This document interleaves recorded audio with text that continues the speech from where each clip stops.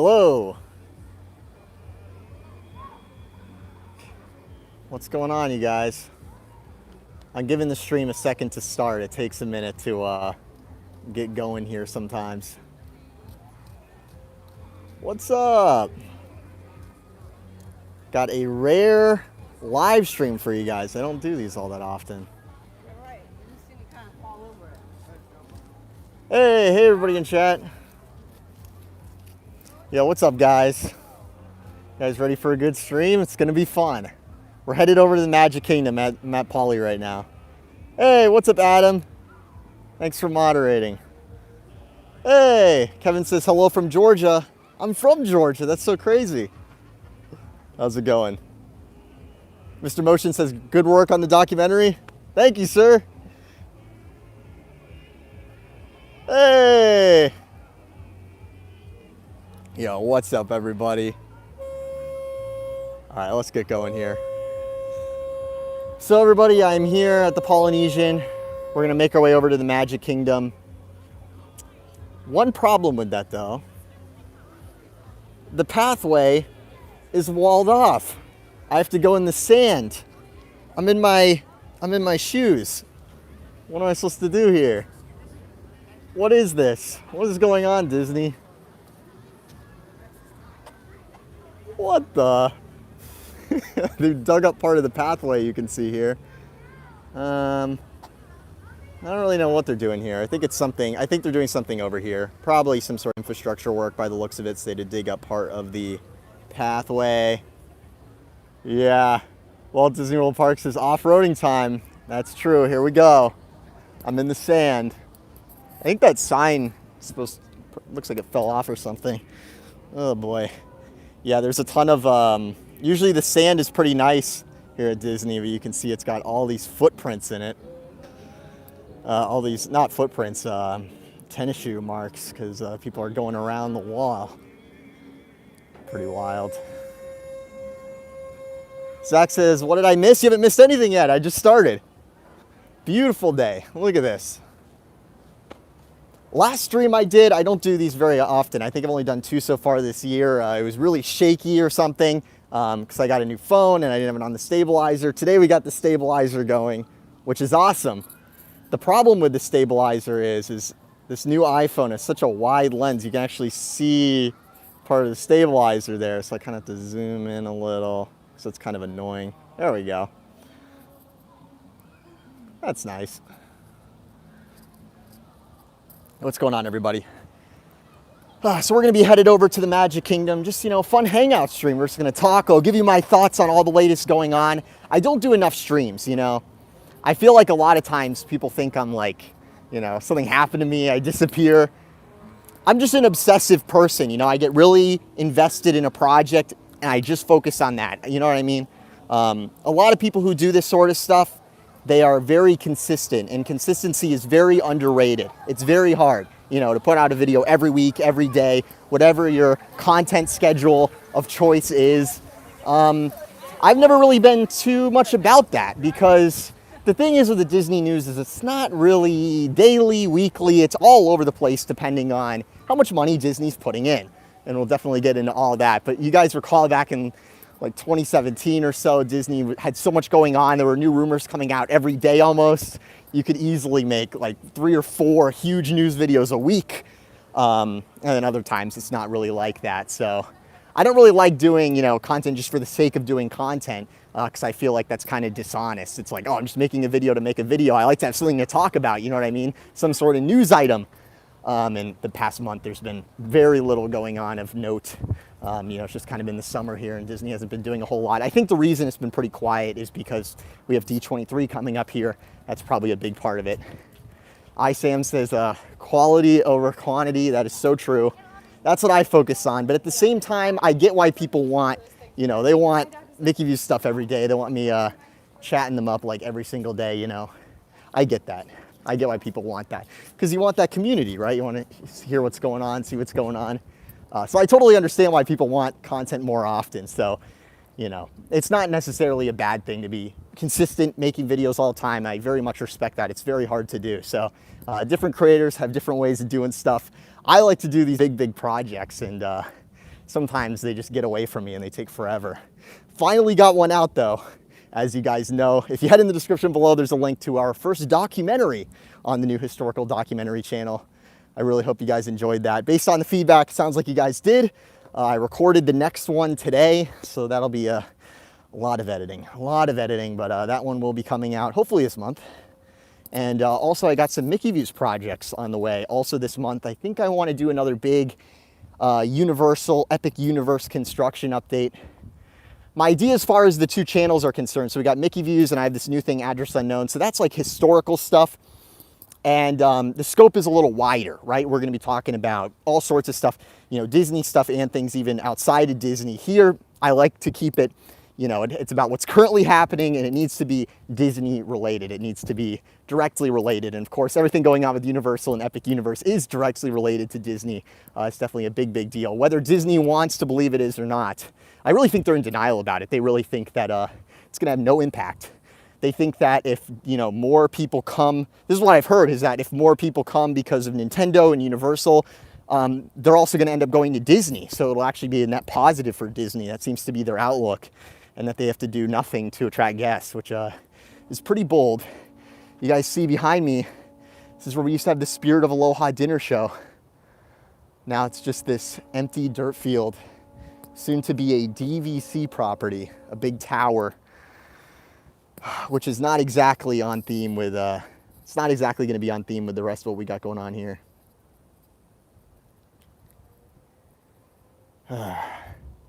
Is what it is, I guess. Ooh, all right, let's see. Walt Disney World Park says ridiculous look on that DVC tower. Yeah, the theming is just not too good.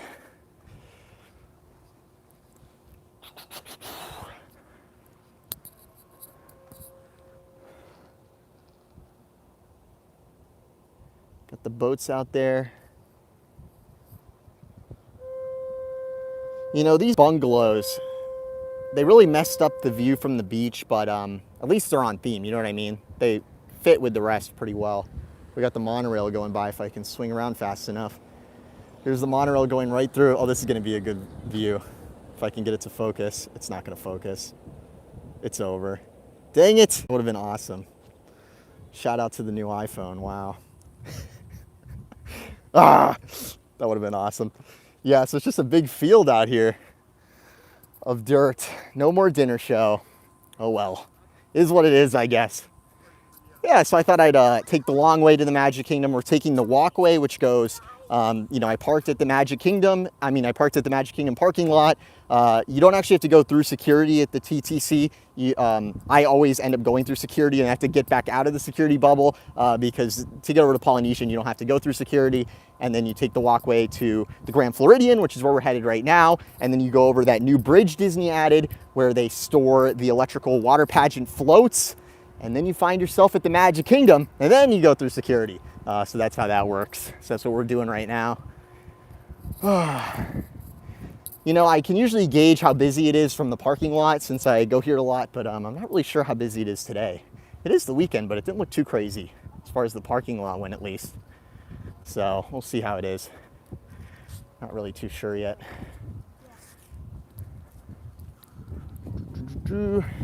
Got the wedding pavilion. Looks very nice. So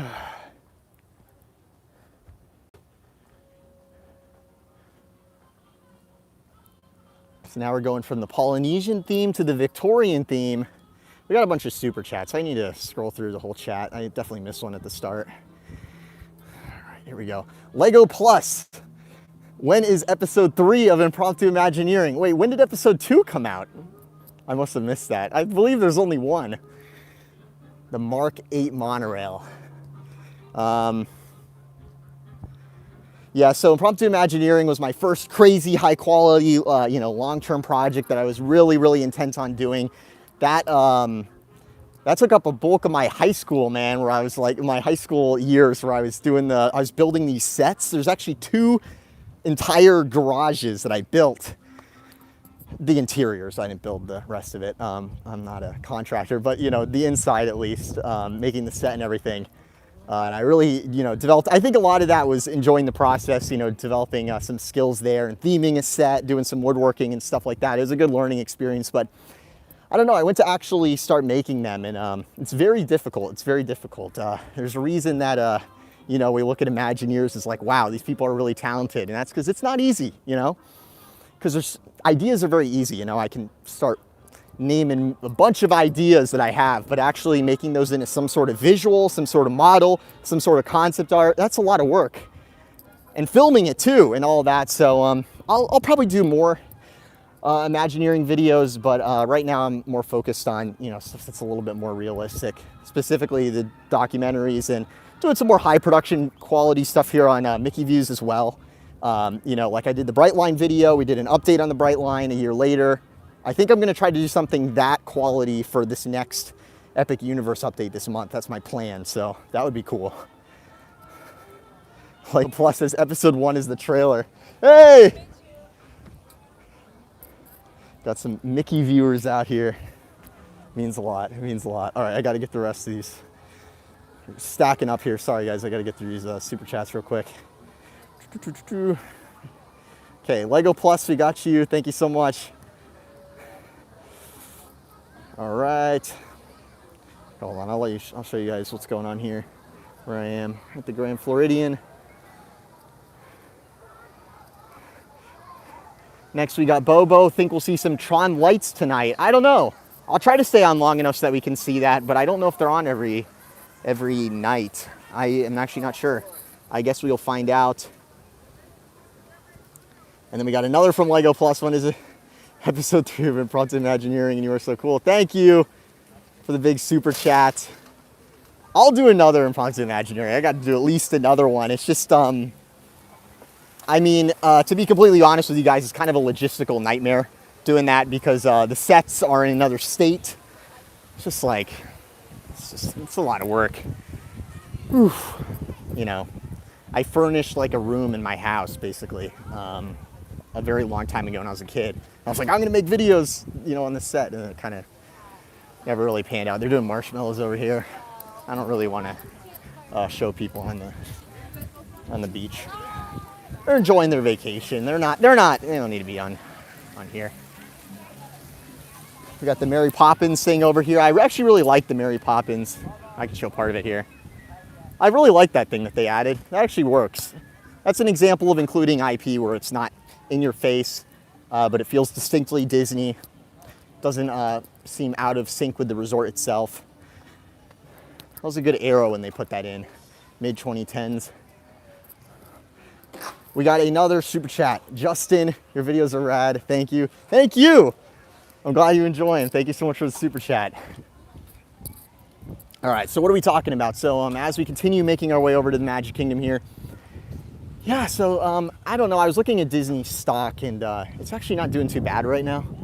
If you look at Disney stock right now, it's up on the month, but not by a whole lot. If you look at the last 6 months, it's down a lot. It's down like 24% or something like that. The whole situation with Disney, I think a lot of people look towards the stock. I don't really do that as much because I don't know how indicative that really is of how Disney's performing, because if any of you guys know about like the whole, financial situation, and especially the stock market, like it's just crazy, man. So I don't know how much that's really indicative of the value of the company. Is Disney doing good? Are they doing bad? I don't know to what extent the stock is really reflective of that right now, because the reason it ran up so much is because the entire market was running and Bob Iger dropped Disney Plus on us, and that was huge hype from the shareholders. That brought a lot of money into these entertainment stocks, and everyone had their streaming service going, and Disney is very strong IP, so obviously that was one that was a big deal. And now it's sort of like the hype has died off in that regard. You look at all these streaming services, and a lot of them are starting to run into problems. There's too many of them. It's almost like we'd be better off just having cable at this point, right? Because the great thing about Netflix was there's one place to get everything. And once Netflix made too much money, where all these services, all these different studios wanted to get in on the action, then they all made their own streaming service. And now it's like, what do, right? Are you subscribed to all of them individually? No, you're not, right? If there's a show that you like on one of them, you go on it and then you get off of it. That's what a lot of people do. And I think that's what they're discovering. So they're not getting what Netflix had, where people are subscribed for years and years and years and years and years, because there's just too many of them now. So now you have to budget them. So it's sort of like that subscription model has sort of been saturated majorly. And this whole idea that people just stay on the service forever, I think that idea is waning just because there's too many subscription services at this point. And you're seeing HBO Max is having issues, and I don't know, I just don't think all that's really gonna pan out too great. I'm sure a lot of you guys have Disney Plus. I've had it for a good part of its existence so far. Currently, I do not. All right, we got more super chats. Let me get through these. We'll get into more relevant stuff here. Kyle, are you going to D23? And Oogie Boogie Bash, no, I'm not going to D23. People always ask me this. I've never been to D23. I would like to go, but I cover it. I covered D23. So if I was at the event, I couldn't really cover it. Not only because of the cell reception and all that, but also because, if I'm there, like, how am I supposed to be making videos? All the updates that I do during D23, those are all written out. They got all the info. That's how they're so accurate, right? Then I go and make the video, put all this stuff on screen, do all the editing. It's a lot of work. So, I need the whole setup. I need the studio. I need the infrastructure. I need my computer. I got to be, in the studio making it happen to bring you guys the news if I'm covering it, right? So that's why I do not go to D23. I'd love to go, but the way it is currently, it doesn't make a whole lot of sense. But if you're going, have a great time. I bet that's going to be awesome. They're ending the parade out there, the nighttime parade out there, right before D23, which is weird. There's rumors that they're going to spring a surprise announcement at the D23 Expo and bring back another nighttime parade, the Paint the Night one, I believe. Not a Disneyland expert, but that'd be cool. So thank you so much for the super chat. Anthony says, I'm sorry to see the changes at the Polynesian. Have a lot of great memories from there. From my first visit to Disney many years ago. Yeah, Polynesian is awesome. I think the Polynesian is still in really good shape, even with the tower. Just look the other direction. It's something we got to, hit Disney for, because it's like they really got to do something about this theming. It's becoming so homogenized. Not homogenized in terms of, it's homogenized in terms of the fact that it looks like things outside of Disney, If it looked like other stuff at the Polynesian, homogenized in that way, that'd be great, but that's not the case. It looks like something that you'd find outside of Disney, It looks like a Spring Hill Suites or whatever all those other hotels are that all look exactly the same and are not very pretty. Those hotels are pretty good though, they're clean. So I get why they're popular. It's just the look is not very inspiring is my point. Not really trying to bash new hotels. I like new hotels. It's a little hypocritical because I definitely stay at them when I'm going places. All right, I think we're caught up on super chats. Awesome. So here we are. Give you guys a nice little view here. So what I was saying about the streaming service stuff, yeah, so the Disney stock, people look at the Disney stock and it's down right now and they use that as evidence of oh, this is evidence that Bob Chapek's doing a bad job. And then you see the board renews Chapek's contract and it's like, what's going on? People get confused because they see the stock going down and they're like, oh, wouldn't they, blame that on Chapek? It's like, no, it's a lot of it's the broader market. A lot of it's the hype dying off on streaming services generally. Disney's performance, we'll see. We have an earnings report coming up. I'm very skeptical about Disney Plus. Disney Plus's numbers are massively inflated because there's a service in India called Hotstar, which is factored into Disney Plus's subscriber numbers.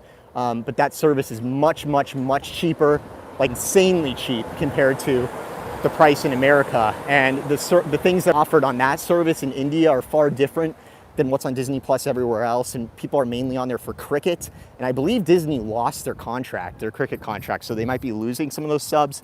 It'll definitely be an interesting earnings report. We'll see what the deal is. But I don't know. I've kind of had this idea lately of Disney needs to add more capacity. They're doing great at the parks where, they're hitting record profits and they're pretty busy. So they need to add more rides. But the weird thing is I went to make a reservation today, a same day reservation for the Magic Kingdom, and it was so easy. On the weekend even. Same day on the weekend, there was total availability. There's not a single day on the annual pass calendar for the next month that has any block out at any park in terms of the reservation system, which really isn't indicative of a lot of demand. So, maybe we won't see another record month, another record quarter. Maybe we're going to start going down a little bit, cutting back a little bit at the parks and Disney can blame it on some extraneous thing. It's kind of interesting to think about. Bobo asks, what do you think about the Bob and Josh dissatisfaction rumors on Avengers revamp? Sounds totally believable to me, the idea that Bob Chapek and Josh went out there for the opening of the re-theme of Rock and Roller Coaster, and they're like, this isn't very good, you know. Honestly, that's bullish for parks fans, because, you know, if the executives are looking at stuff and saying, wow, this is kind of cheap looking, that's good, because that is indicative of the fact that they're going to do more stuff, you know. They're going to put more money into projects. If they're dissatisfied with the product, that means that they're probably going to put more money into it, which is great for us. What's up, buddy? We got the water pageant floats out there. We got the bridge going here. Good stuff. Paul says you've got some Tron-like sunglasses. Yeah, I don't really wear these on vlogs. I wore them on one Tron update because I thought they did look kind of Tron-ish, but I don't know, they kind of look goofy. I really like wearing these because they filter your, like the see-through color on the lens is very pleasant. It's like a yellow. It tinges everything a little bit more warm, so it's very nice to look through. Because that blue light, man, you know, it really gets you. So especially, you know, when it's getting a little darker, the yellow look kind of accentuates the sunset. It's very nice. So I like wearing them, but they look a little goofy, so I don't wear them that often. This is a fun video, so who cares?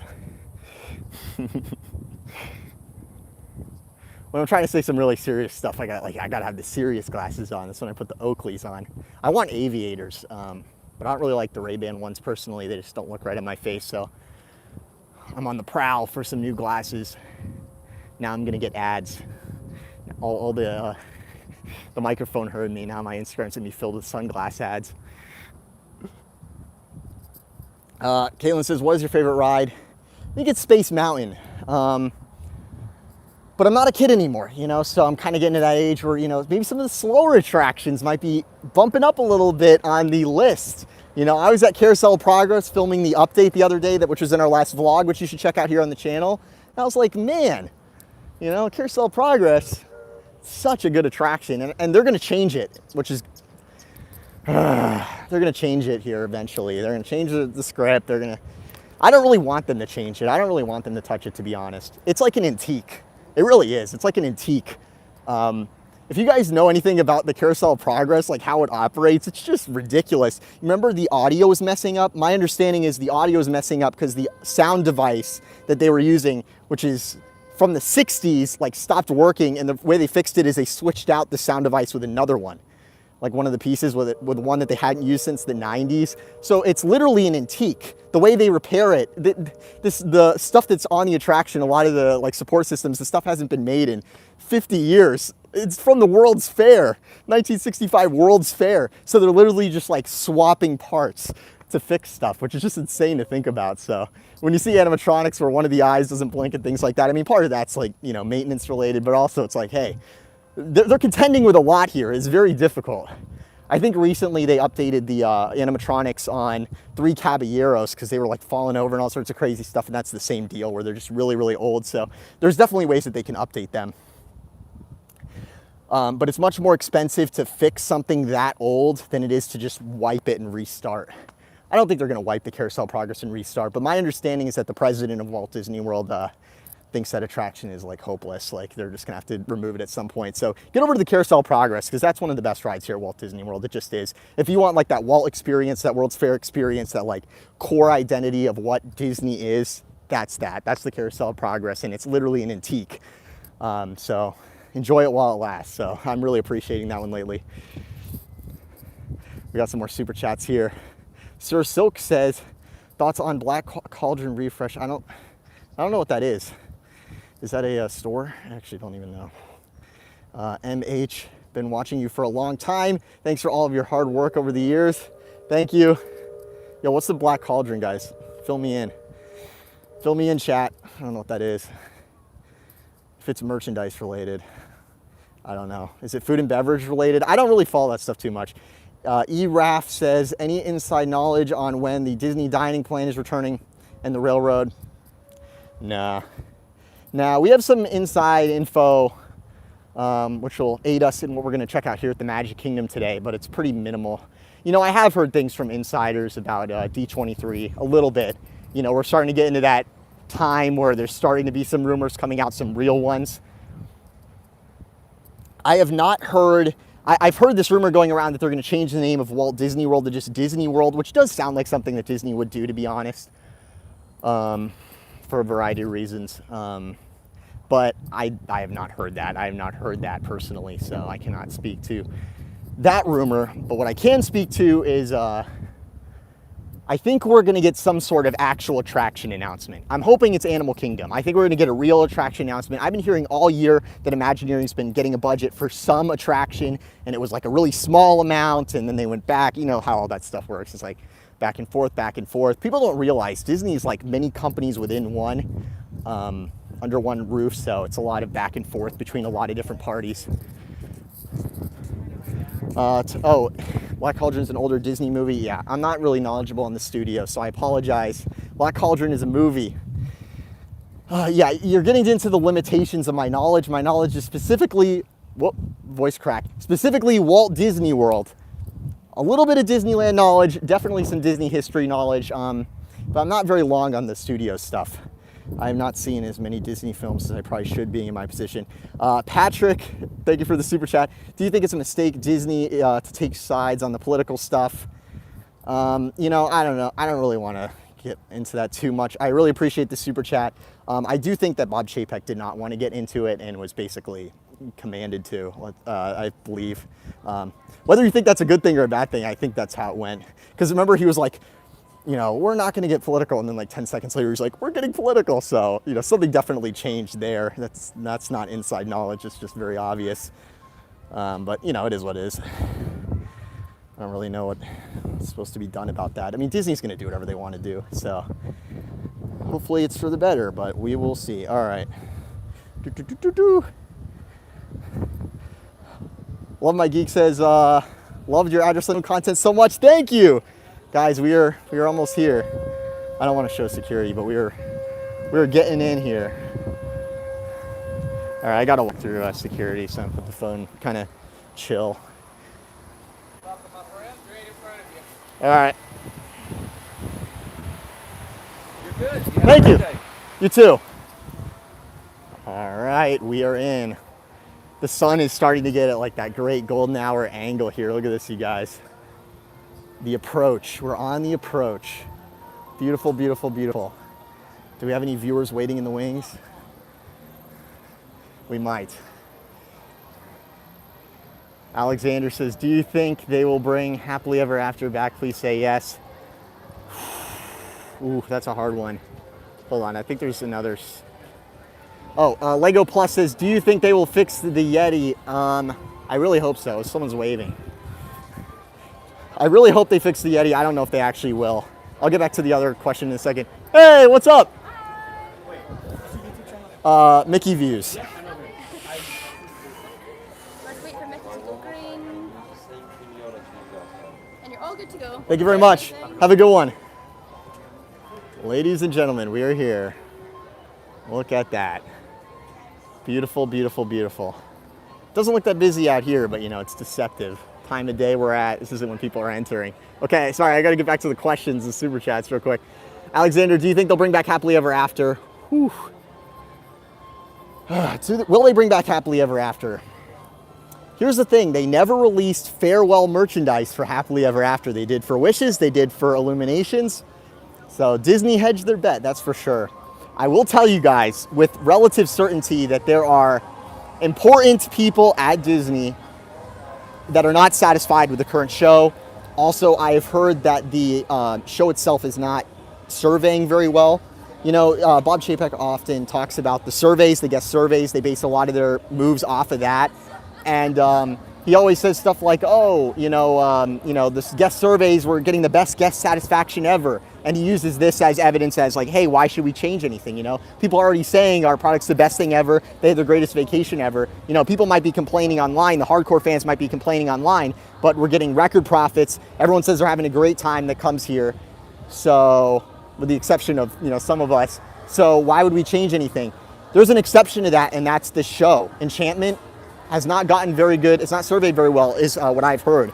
So I think they are going to make changes. I think at D23, we'll hear something about the show, maybe. I think they're going to modify the current Enchantment show, do a whole new show perhaps, or bring back Happily Ever After. If they were smart, they'd bring back Happily Ever After, because then they wouldn't even have to worry about making another show, risking that one being bad. We'll see, though. I kind of feel like they might just do a whole new show.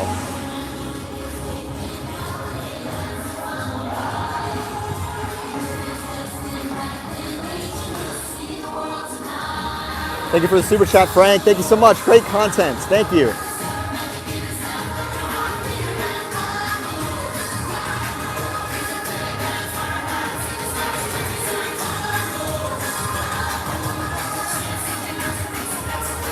We got Moana up there.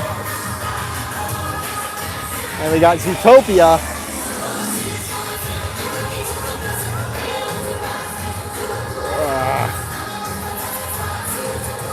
It's hard to see. It's right against the sun. We got more characters coming up here. We got Encanto stuff over here. Pocahontas.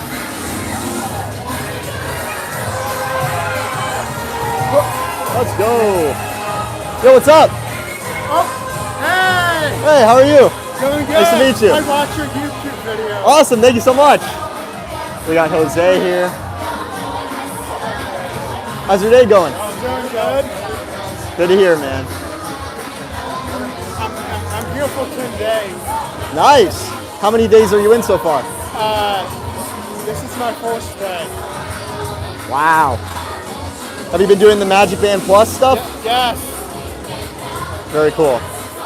What have you done with it? Have you done the statue things or anything like that? Yes. Thank you for the sticker. N82F.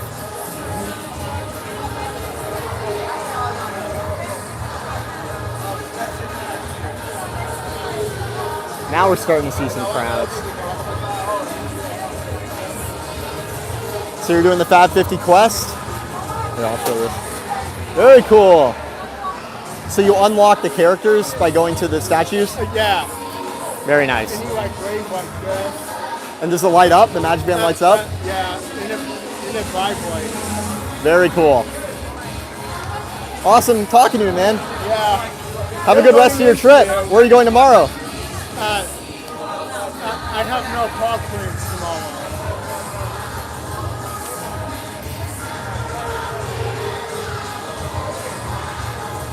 Well, awesome. Good talking. Have a good one. Love meeting the viewers. He's got all the Magic Band Plus stuff going on. He's collecting the statues. You wave the band, the Magic Band Plus in front of the statues, and it gives you a little card, so you can unlock all 50 of the cards if you find all 50 of the statues, which is a good bit of interactivity. I actually think that's a cool idea because it makes it like a scavenger hunt. It's another activity to do in the park, and my sort of a more business-minded, outlook. I sort of think about if you have something like that where people are doing a scavenger hunt, that increases capacity in the park. It's an activity for people to do where they're not, clogging up rides, doing other stuff. They're doing the band waving thing, which is pretty cool. So that's cool. And it's kind of a cool game, right? Because you get to do, it's kind of like Sorcerer's and Magic Kingdom, a little different, but same idea. Definitely smart on Disney's end. The problem is it's not smart on Disney's end because it's premiering so late here. We're well into the 50th anniversary. Walt Disney World's about to turn 51. It's getting up there in age. So,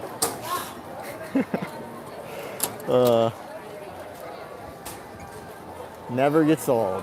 Look at that. It looks kind of busy here. I mean, there's a lot of people. It's pretty busy here on Main Street right now, but this is the time of day where it's usually busy on Main Street. So for the weekend, I don't think this is too bad, honestly. Pretty normal. Pretty normal mode. All right, we got some more super chats here. Thank you so much to everyone who's sent out a super chat. Trying to mix, super chats with obviously talking about what's going on Disney-wise here. So Lego Plus says, do you think that they will announce what they're going to do with Stitch's Great Escape at D23? No, I don't. No, I don't. They should. Hopefully they will, but I kind of doubt it because I've not heard anything about what they're putting in Stitch's Great Escape for quite a long time. There was a time I had a pretty good idea of what they were doing with Stitch's Great Escape. I don't want to walk in anyone's photo here. It's always good to pay attention when you're in this area because not everyone gets to come here. You know, this is some people's only day at Disney. You don't want to be messing up their stuff. So, yeah. So the thing is Stitch's Great Escape. It's kind of a weird layout. You have those two circular theaters, right? The thing is that it adds capacity to the park, and I'm talking about how, you know, Disney's doing good on how many guests are getting into the park. They're doing good on raising guest revenues with the prices. They've really saturated these two strategies to a great extent already. So at a certain point, to get more people in the park, you need things to bring them to the park, and more things in the park for people to do so that you can get more people in the park. And an obvious way to do that is do something with Stitch's Great Escape. You have this show space that's being unused here in the Magic Kingdom. And at one point, it was supposed to be that Wreck-It Ralph thing. Do you guys remember that rumor, or something with a Sugar Rush, some sort of racing game? That was all real. That was totally real. I mean, call it a rumor, but they definitely were planning to do Wreck-It Ralph inside of Stitch's Great Escape. And basically, the last I heard is what they were going to do is it was going to, at one point it was VR or something like that. They were not going to end up doing that. Basically, what they ended up deciding is that they were going to do a projection dome on the ceiling. So each of those two circular theaters would have a projection dome. And what you would be doing is, I think the guests would sort of be angled up a little bit, like your seat would kind of pivot or just already be angled up towards the ceiling. And what you would do is you'd have this big projection dome in each room, and you would be in this interactive game. So it'd basically be a game in a really dark room on a projection screen. I think it would look really nice. And I think it was going to be the Sugar Rush ride.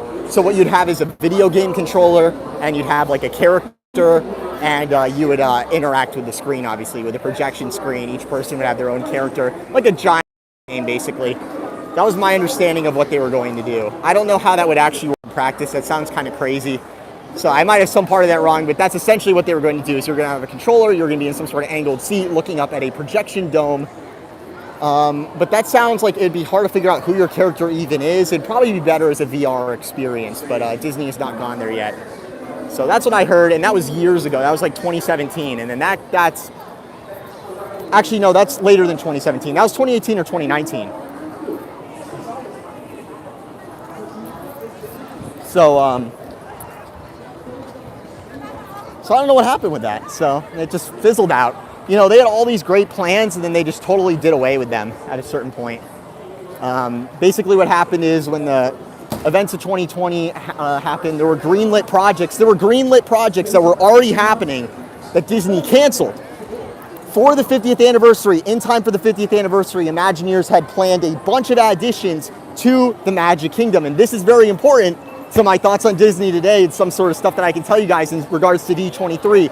It is my opinion that those projects that Imagineering already developed that weren't very expensive, that Chapek was already good with and had greenlit at the start of 2020 before they started having all the financial issues. I think that instead of those being for the 50th anniversary, Disney is still going to end up doing some of those, and they'll say it's for the 100th anniversary of the company coming up here in 2023. So to give you an idea of what some of these updates were going to be for the 50th anniversary, these classic attraction improvements, these include things like they were going to add explosion effects on Big Thunder Mountain. They were going to enhance the effects on Big Thunder Mountain. This includes some other stuff too. What was the other thing? So they're going to do something with It's a Small World. They're going to add Disney characters like they have out in Disneyland. I don't know if they're going to end up doing that, but there's been talk about that before. And then of course the big one, the big one that they were supposed to do that they didn't for the 50th anniversary. And I've been telling you guys this for years. And, you know, a lot of the other Disney insiders have been saying, no, that would never happen. They're going to add Hatbox Ghost to the Haunted Mansion. This is a plan that they've had for years. We were supposed to get it for the 50th anniversary, and there's some problem with incorporating the Hatbox Ghost animatronic into the current Haunted Mansion because, you know, just the way the Haunted Mansion is. It's another antiquated attraction with a lot of old technology, similar to the Carousel of Progress. So doing an enhancement like this, you're putting in new technology, new animatronic into a very old system. So I think there was some sort of major expense having to do with that, putting in that animatronic. paying for the animatronic, putting it in, but I think we are going to get the Hatbox Ghost in the attic scene of the Haunted Mansion. This would be very popular with the fans. This would definitely be a olive branch to the fans. It would also serve as promotion for Disney's upcoming Haunted Mansion movie, where the Hatbox Ghost is going to be played by Jared Leto, sounds like. So there's a lot of things coalescing here that indicate to me that we might end up getting this long-planned Imagineering project. Guys, I have some terrible news. This just happened. This is breaking news. This is horrible. My day's ruined. I can't believe this happened live on stream. My magic band just snapped. Look at this. Bros, it's over. It's over. It's over, bros. No! This magic band I have been using since 2017. I've used the same magic band. It has been falling apart as of late, and now it is officially done. Day ruined. Look at that. Snapped right off right there. There's some breaking news for you guys. I'm bumming. This is worse than Disney canceled all their 50th anniversary editions. This is terrible. That was such a good magic band. It cut off right when it says Epcot. Now it says Epco. Unbelievable. Unbelievable. All right, we got, yeah, literally breaking news. Yeah, exactly. Breaking news. Yeah, exactly. It broke. Mike, thank you so much for the sticker. It means a lot. Thank you so much for the big super chat.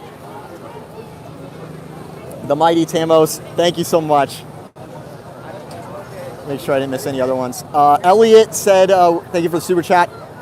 We are having a family trip in the first 2 weeks of October. Do we pre-book what parks we are going to, even with a flex ticket? Yes, you need to have your reservations no matter what. They will not let you in the park without reservations. After 2 p.m. you can go to whatever park you want, but you have to go to the first park and you need to have a reservation.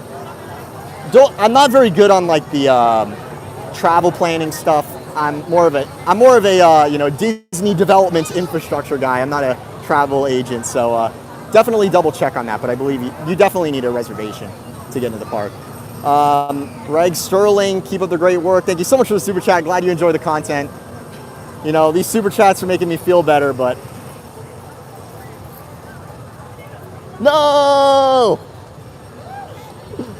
Calgary Lawn Salon Yard Service. Thank you so much for the super chat. Have you ever gotten your hair cut at the Harmony Barber? No, I have not, but it recently reopened, which is good to hear. I heard the prices aren't too bad there. So cool stuff there. All right, we got some more super chats. Enormous super chat from Mike Lewis. Unbelievable. Thank you so much, Mike. I now can get a new magic band. I'm really glad you guys enjoy the content. I should do streams more often, but I like doing the highly produced stuff that I feel is like a very efficient use of your time. But I know that some people just want to hang out, and doing streams, it builds community. We can talk about the latest, rumors and things that really aren't very concrete that I normally wouldn't make a dedicated video for. Yo, what's up? Hi! It's Freshie. Nice to meet you. Hey, nice to meet you. Thank you so much. You're great. It's nice to meet you. Awesome. Nice seeing you. Wow.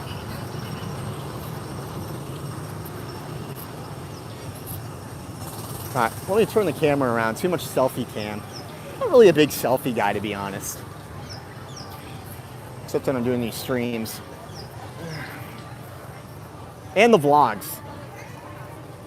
So, I don't know, I'm not really a huge vlog guy. People are like, oh, Brayden, you make vlogs. And it always kind of bothers me because it's like, no, I make highly produced news reports and documentaries. But yeah, I guess I do vlog. I do videos in the parks. It is a vlog. It's a video blog.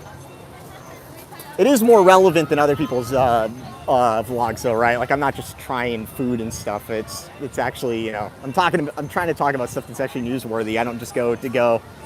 But yeah, no, I do vlog. It's true. What's the wait time on Dumbo? 30 minutes. Interesting. Someone said F. Did the stream cut or something?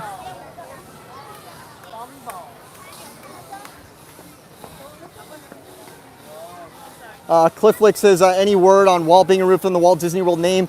Yeah, Cliff, I mentioned that earlier when I started the stream. I don't know about that. I haven't heard that from any of my sources, but it doesn't sound like something that crazy, sadly. Awesome job on the videos, by the way, Cliff. If you guys go on YouTube, search up Cliff Flicks. He's got like the best videos of all the shows that we talk about. You know, Enchantment, Illuminations, Harmonious. I try not to think about Harmonious. I've kind of blocked it out. But yeah, you can find all that over there.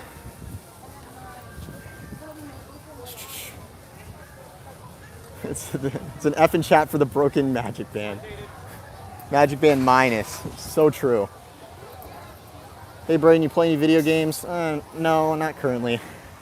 Used to be a big Minecraft guy way back in the day, but lately I've been too busy, to be honest. Got a lot of gamer friends though. All right, we got Tron here, guys. Check it out. Got the canopy going.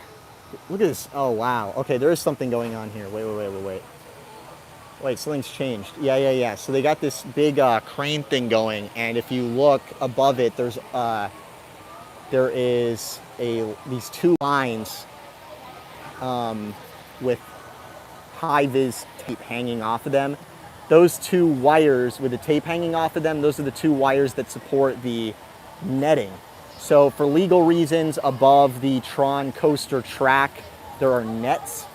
And the net supports kind of do mess with the vibe a little bit, but I understand, you know, it's America, Disney has to do this stuff over here. So there's this big net.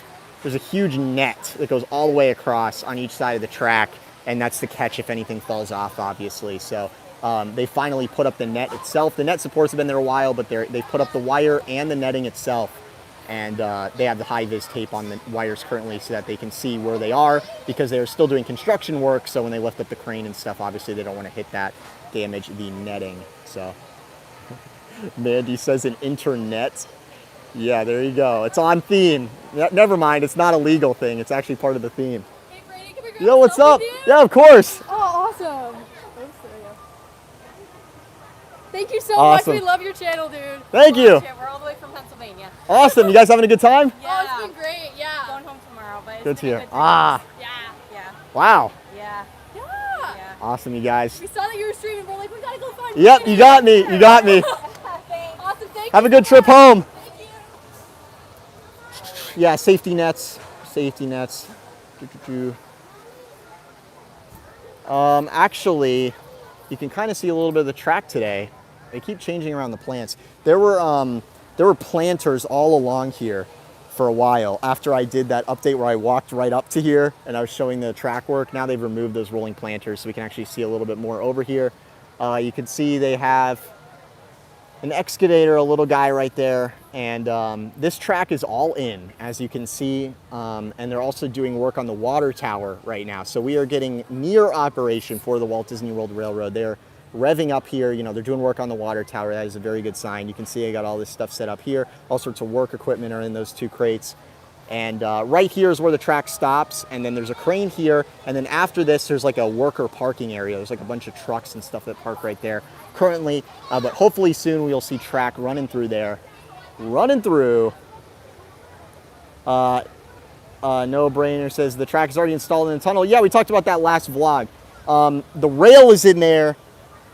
I was here earlier this week and it wasn't on the ties yet, or whatever you'd call those. They're like ties, but it's all one big piece on the ground. But they haven't been mounted. The rail hasn't been mounted in there yet.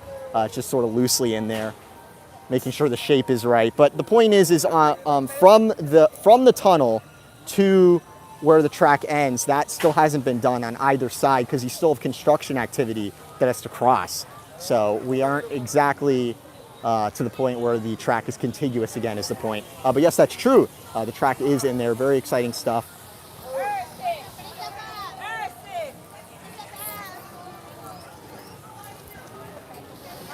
I feel like I spend a lot of time in Storybook Circus of all places. It's because I got to go back and check out Tron all the time. I'm always back here. I don't know why. You know, sometimes I come and do these Magic Igna vlogs and I don't even go to the other parts of the parks. It's like all the news is over here. I'm really excited for D23. We better hear some good stuff because I've been kind of bumming lately on the news. That's why I've been doing a lot of the historical stuff, because Disney just has not been investing much. It's been a difficult couple years for covering the Disney news because construction was so slow, and then construction finally picked back up. But You know, I haven't done an Epcot construction update lately because all they're building over there is Planters, Pathway, and Moana Journey of Water. My kids love you. Awesome. Thank you guys so much for watching. Are you live? Yeah, I'm live. Awesome. Yo, what's up? Say we watched all your videos, right? Before we came to Disney? You got the Magic Band Plus going? Very cool. Well, awesome, you guys. Thank you. Hey, bye. Good seeing you. Have a good time.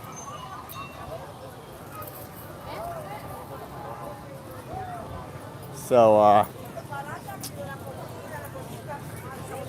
anyways, back to what we were talking about. So yeah, you know, in Epcot right now, there's really not like a headline or thing coming. So it's not really an interesting topic really. Like I could go do a construction update, but literally the only news over there is they're doing rock work on Moana Journey of Water. It's just watching Imagineering slowly make rocks, which I don't know, could be interesting, I guess, but like, they're not doing a whole lot else in that middle area. They're just building a very lightly themed building for festival stuff, and that's really it.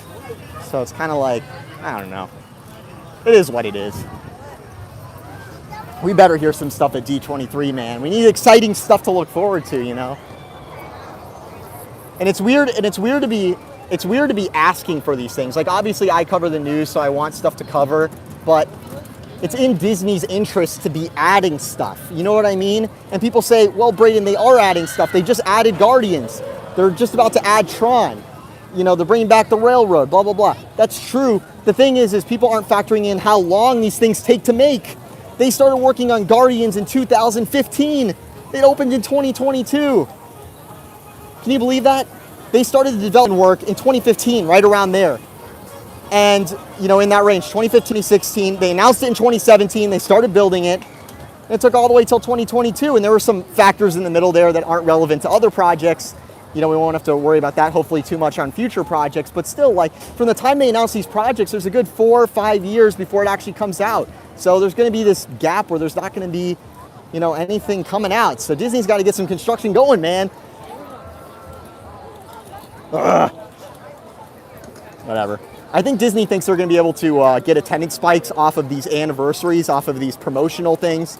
Like the 100th anniversary of the company, you know, so we just go from one anniversary to the next, and they do some sort of surface level thing, right? You know, they're going to paint the castle a different color or something. No, they're not. I think they're going to paint it back to the original, but you know what I mean. They do some sort of cosmetic change. These aren't substantive. These aren't things that the fans are going to say, I have to go see this.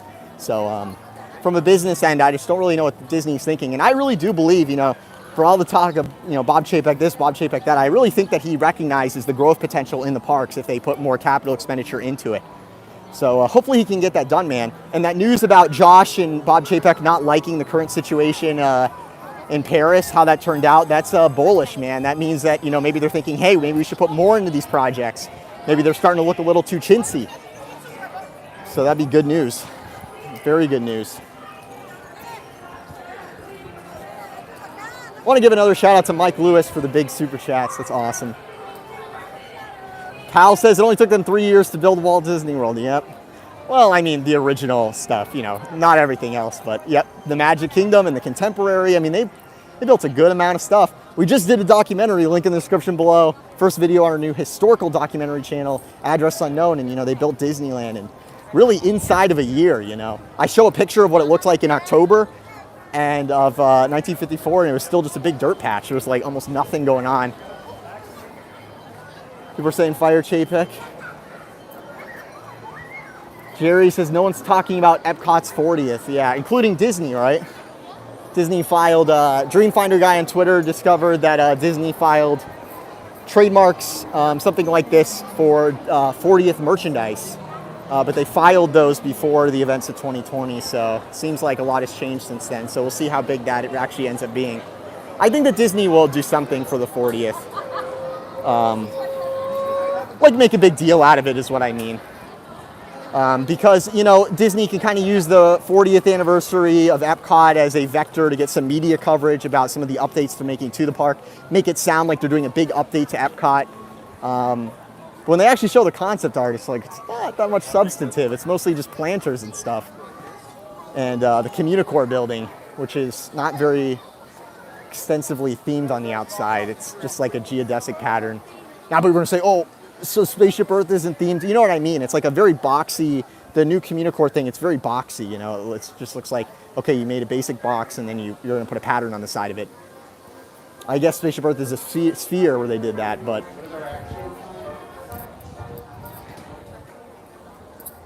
Sometimes I lose connection going under the Columbia Harbor House thing there. What I'm saying is like Spaceship Earth, you know, it's not just a sphere with a pattern on it. Like that is a insane architectural feat, engineering feat, all of it. You know, there's a ride inside of that sphere. That is very bold. That's not just doing, you know, that's not going to some engineering firm and saying, hey, give us the regular. Where the more recent buildings, that's exactly what it is. You know, it's like, hey, just make us, give us a rectangle. Give us a rectangle over at Tron, and we'll put a roller coaster in it. Like, you know what I mean? Like, they're not really doing a whole lot in terms of the sight lines. You're just seeing them put up these boxes everywhere.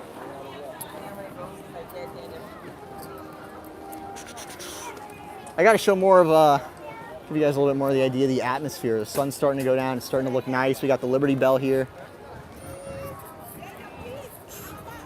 So, I'm going to try to go in the Hall of Presidents here for a second, the pre-show, because news today is, this is kind of minor news. Like at the beginning of last week, Disney added new characters inside of 2 buildings here in the Magic Kingdom. They're trying to add more like characters, more little details along those lines. And I believe they added one of those new characters inside of the Hall of Presidents queue here. So we'll see if that's here. Hello, thank you. Of course. I don't actually know if it's in here because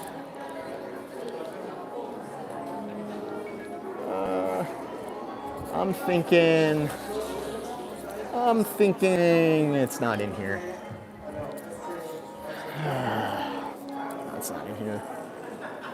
Okay, so Disney's been adding characters places, all right? So if you guys recall, I covered this a while ago at the Pinocchio Village House. At the Pinocchio Village House, thank you. At the Pinocchio Village House, they added Figaro, the cat, outside the front of it. And they're doing these little updates where they're putting character props inside of the existing buildings. And there's one here in Liberty Square, and no one's reported on this at all, to my knowledge. No, it's not in here. Come on. And I don't know where it is. I just know it's in Liberty Square. This is how the news actually goes, man. You know, I find this stuff and then I post it on Twitter, and then all the sites go and get the exact same photo. So, like, this stuff has been up for over a week, and it's like, bruh. In the Firehouse on Main Street, they added Dalmatians characters, which we'll go take a look at in a second. This happened at the beginning of the week. I tweeted it out for free. I wasn't able to actually get photos. You know, I wasn't able to cover it myself, break the news myself. So I just put out on Twitter, like, hey, they put new characters in the building on Main Street. You know, someone go check it out. And, like, no one did. No one did. And then I ended up posting photos of the Dalmatians today on the @MickeyViews Twitter account. And then immediately following, suddenly all sorts of people were all the other sites were posting about it. So it's like, really? Guys, I'm not gonna find this character. It's from a 1950s, okay, somewhere, I can't find this, so this is a scavenger hunt for somebody else. Please, somebody cover this. What's going on with all the other Disney news sites? Whatever. Okay, so here in Liberty Square, there is a new character that has been added, a character figure, a 3D character figure. It is on a fireplace somewhere in here. There is no fireplace in the queue for the Hall of Presidents. I think it might be in the Liberty Tree Tavern, which is why it's kind of over there, and you know, you have to have a reservation to get in. That might be where it is. It's in one of these buildings. It's a character, he's like, it's a patriotic character. I don't explain it. He's like a mouse or something like that. He's from a short from the 1950s. I think it's called Ben and Me, maybe, something like that. It's like a deep cut Disney character that Imagineering added to Liberty Square, and I cannot find it. No, it is not a politician. No, they did not add it. Well, I mean, they add the presidents to the Hall of Presidents, so I mean, technically they're here. So this is Amos Mouse. Yeah, I think so. So it's from that short from the 1950s. They added that character, a model of him on the fireplace, like a little hidden Easter egg somewhere in Liberty. I think Liberty Tree Tavern, maybe. I really don't know exactly where, but someone will find that. Someone says they share the video on Facebook. Thank you so much.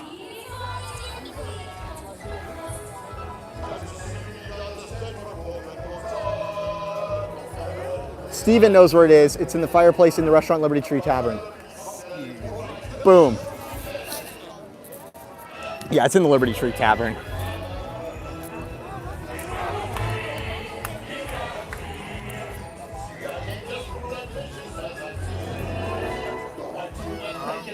So Liberty Tree Tavern respecters, there's a new little hidden Easter egg in there. Breaking news. I watch all your videos. Awesome, thank you.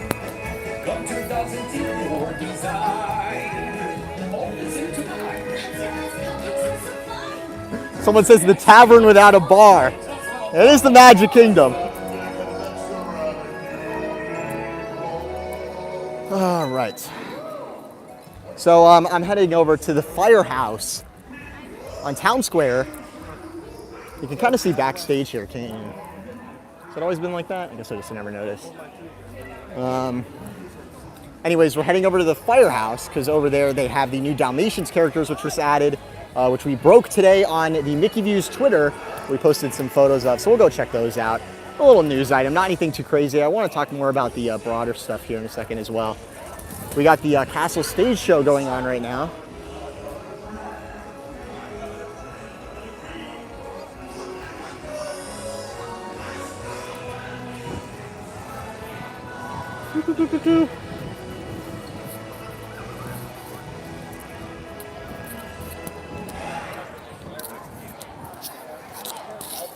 Look at this guy walking down Main Street. Thinks he's so cool. Holding the gimbal is not cool at all. You look like a total goofball. And then you add the Pit Viper glasses and it's like, what's going on with this guy? Get some ice cream. Yeah, I never really get food at Disney, to be honest. I probably should. I try to be economical. When you live down here, it's like, you know. Oh, we got some fall decorations coming in here. Look at that. We got a pumpkin spotted. They're slowly adding the fall decorations. We got the first ones up here. You can see.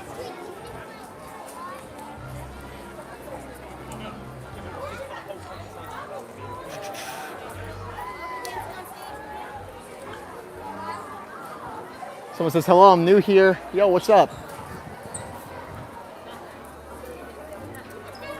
We had balloons, we had bubbles going for a second. That looks cool.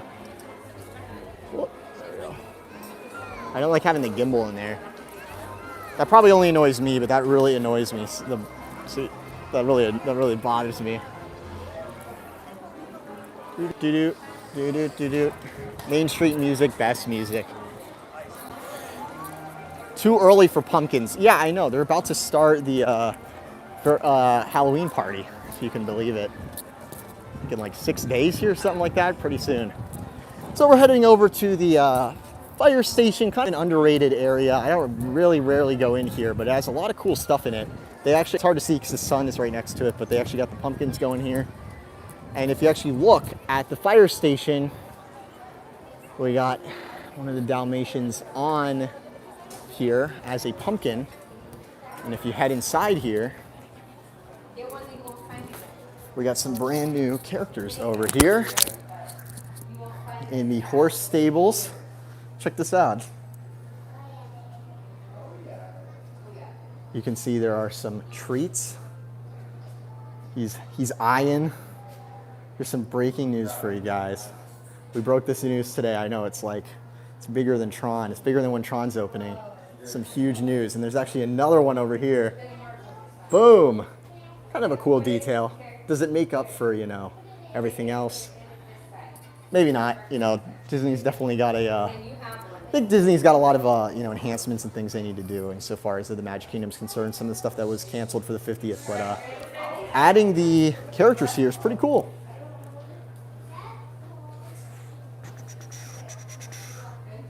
Yo, what's up? Excuse me. I've created a stir. Now everyone's gonna go check it out. The news has been broken. Everyone's got to go see the dummy. What's that guy filming? Yo, check out this look. Is this a cool look?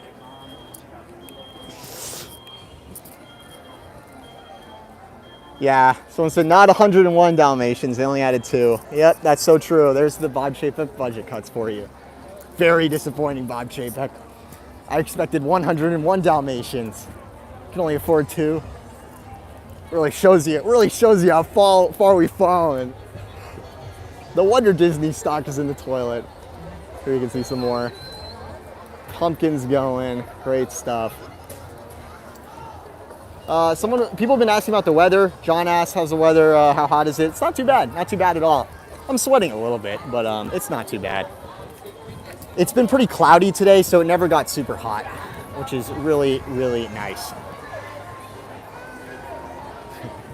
The sequel to 102 Dalmatians is simply 2 Dalmatians in the firehouse. Yeah, exactly. I want to take some film photos. Like, wouldn't this be a great film photo right here? Like, that just looks awesome. The Main Street, all the ornamentation, all the gingerbread ornamentation on Main Street with the lighting like that. That looks so beautiful. I'm looking through the super chats here real fast.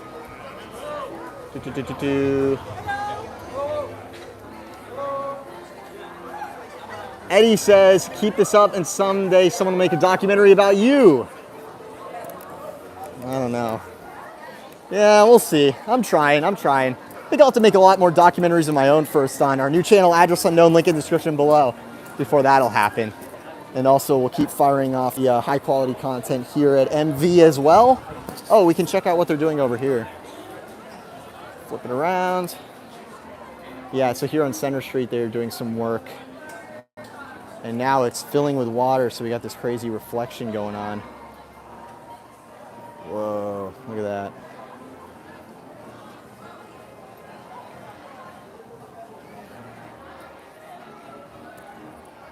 Now this is even a less traversed area, so pretty cool.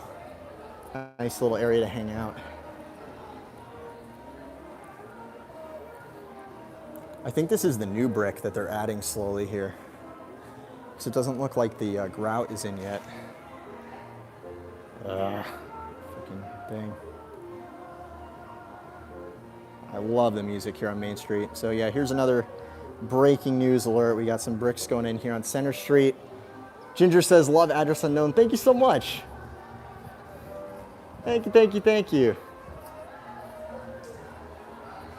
Thanks for all the work in chat, Adam. It means a lot. You do a great job.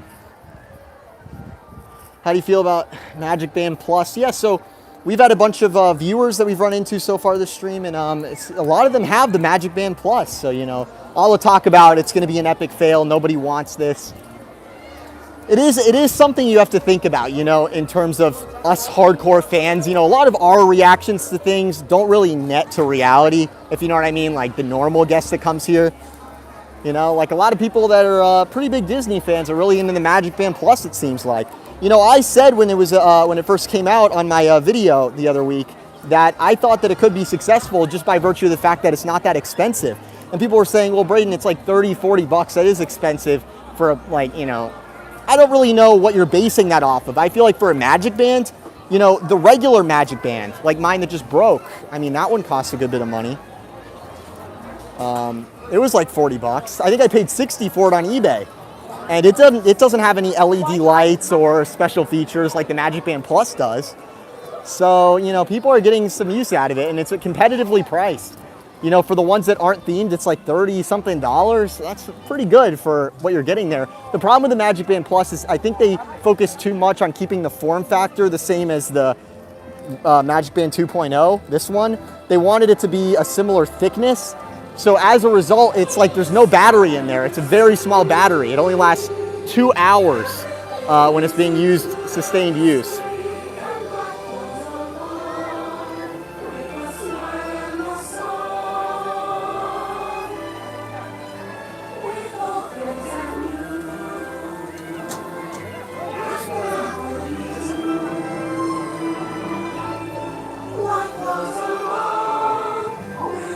Yeah, the Magic Band Plus is definitely a cash grab, but people today have them, so someone's buying them. And, you know, good on them. I just think that the lack of battery life is kind of a big problem in my opinion. Discovering new dreams. That's an adventure for sure. Are they going to do fireworks here? Castle show experts, let me know. To be true to yourself. We'll wait, we'll wait.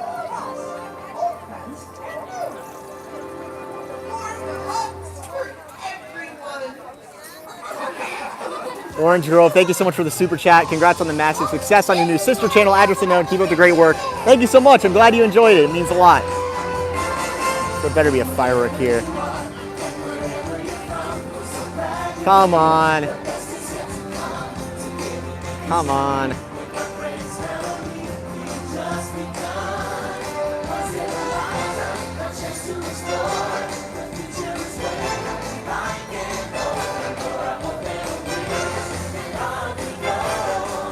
Come on, baby. I thought it was going to be right there. I'm really showing how little I know about this Castle stage show right now. More of a construction guy. I'm more of like an infrastructure kind of guy. Agent LC Wonder Woman, thank you so much for the super chat. Hello from Wisconsin. So glad. So happy to flip on the TV and see you live. Love everything you do. Thank you so much for the kind words. Glad I'm able to bring some of the magic for you here.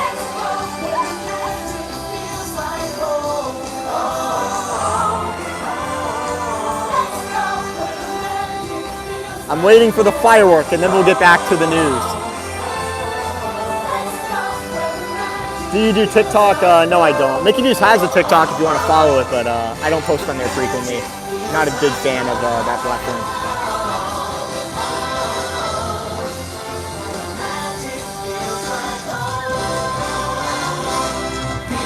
Come on, firework.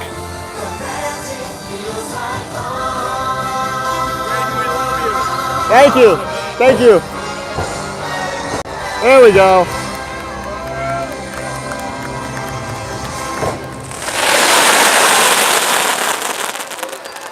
There we go.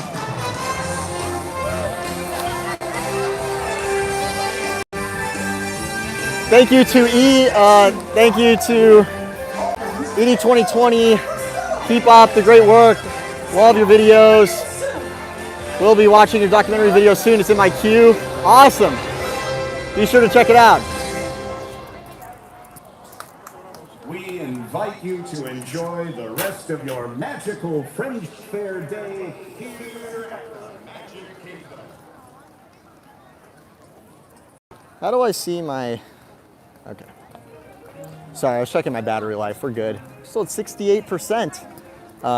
I can switch over to charging it if I need to, but I think we're good right now. I'm a big fan of your videos, by the way. Awesome. Thank you so much for watching. Means a lot. Thank you. Space Dave 2000, a longtime viewer. Thank you so much for the super chat. My family will be there in exactly 2 weeks. Awesome.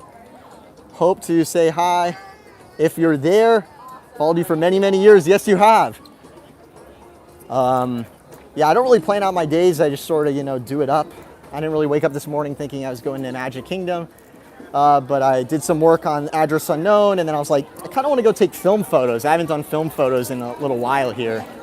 And I was like, actually, I'll just do a live stream, because I don't do those very often.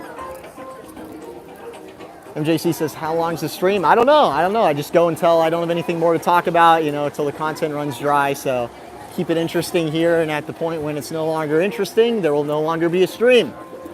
That's how we do everything here at Mickey Views. We try to keep it interesting. So right now we're just kind of chilling, hanging out, walking around. I talked about the Disney stock situation. It's kind of, but I'm not sure that's really indicative of anything in terms of Disney. I think it's a broader market thing. Here you can see we got a lot of smoke over here, like a ton of smoke over here. I think that's from the firework, but that seems kind of unrealistic. Maybe it's from something else. What's going on? See that? You see how smoky it is over there? Breaking news? Breaking news? Do we have breaking news over here? Do I smell breaking news? Is there something happening over here? Smoke over here? What's going on? Do we have news? Do we have content? What's going on? Where's this smoke coming from? What's going on over here? Don't worry, guys. I'm on the case. I think it was just the way the wind blew the fireworks from a little second ago, if I had to guess. That looked crazy, didn't it? I don't think that was just me. What was that about? Yeah, there's no, I don't think there's anything happening over here. I think we're good. Oh, Dole Whip. That'd be nice.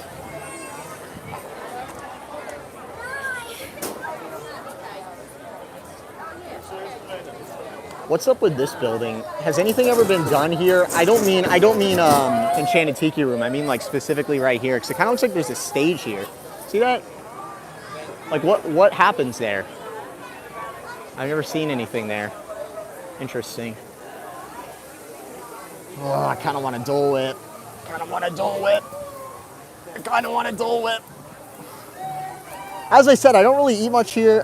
You know, I think a lot of the other channels, you know, they cover all the food and stuff. God bless them, man. I can't afford all that stuff. I just turned 23. I'm just, you know, got the apartment going down here. I got a lot of stuff going on, you know, spending a lot of money on other stuff. I had to get new headphones today to do the recording for the next narration on Address Unknown because the last one's broke. Got a lot of my own expenses going on, but some people, they're able to, they hit up these table service restaurants and they order every food item. It's like, what on earth? So I really have nothing against Disney food. I mean, some of it isn't very good and some of it is not very healthy. And I live down here, so it's not really like a vacation thing. But Dole Whip, pretty great stuff.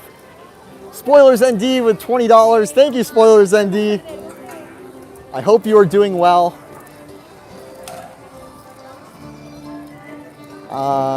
Glad you're enjoying the stream. TiVo Mike, thank you so much for the super chat. Was I the only one that got nervous seeing the smoke? Yeah, I was like, what is that going on? And First Thought CV. Are you talking about the documentary? CV Wood? There's a new documentary out on the channel, link below, where we talk about the other creator of Disneyland, CV Wood, so make sure to check that out. We also got a super chat from, I'm not going to say this right, Marklin. I'm not going to say that right, I apologize. Thank you for being neither always positive or negative. You are always true. Yeah, exactly. I try to speak the truth. I really don't have much of a bias. Yo, what's up? Yeah, I honestly just think about, you know, if I wasn't down here and I wanted to know what's going on, would I want to hear it from someone who's trying to sell me a vacation? No. Would I want to hear it from someone whose narrative is Disney is going, you know, somewhere bad, it's over? No, they're not going to be very honest on everything. They're going to slant stuff a certain way. So I just try to cover it. You know, as true. So I'll be as negative as I need to be, and I'll get people, you know, shill saying, "Oh, you're so negative these days. What happened to you?" As long as people, you know, are saying stuff like, I mean, I'm doing what I can, and yeah, if I'm being more negative, that's an indication of the news. That's an indication of what Disney's doing, because I'm covering it straight. You know, if Disney's adding stuff and it's substantive and it's good, you're going to get positive content. When Disney's cutting back and, you know, not doing great on a lot of things, you're going to hear that too, because that's covering it honestly. So that's what it should be about. So I really don't have too much of a bias either way. I try to look at it as impartially as I can, but definitely some of my own personal thoughts kind of get in there sometimes. You know, lately it seems like things have kind of been on the decline, for sure. So I've covered that. I think it's very justified to have that belief. But it's really dependent on what Disney does. Here we got Splash Mountain, the last days of Splash Mountain. Look at that silhouette, looks cool. Oh man, I'm so hungry. I gotta go Dole Whip mode, man. Look at that. Okay, all right, we gotta get Dole Whip. It still looks a little smoky over here. Might not come across on video, but it's like a little smoky over there. I don't know what's going on. Maybe they're cooking up dinner or something, who knows? Seems like a little too much smoke over in Adventureland for like a firework or two. There weren't a whole lot of fireworks there, but it's very humid out. People are asking about the weather. It's pretty cool, but it's quite humid. So that's just the way it is. Yeah, one of the things that really is lame about doing this is like you have people like, you know, some guy behind me is just like taking photos of me and stuff, and then you look at them and then they like look away and like run away. They're like, what's that? Like, do you want to say hi to me, or you just want to like be a creep? Whatever. Look, there's a guy streaming. Yeah. Yep, I know. It looks silly. I have a goofy looking gimbal thing on my phone. That's just the way it is. Content creators get a bad rap. I get it. You know, if I was here, I wouldn't want some guy like filming me. That's why I try to just film my face a lot of the time. It's a public place and all, but whatever. It is what it is. Okay. Let's get back to the action. Do a barrel roll. I don't think this one does that. Maybe it does. Not really. No, it doesn't. I think I just broke it. Okay, now we're back.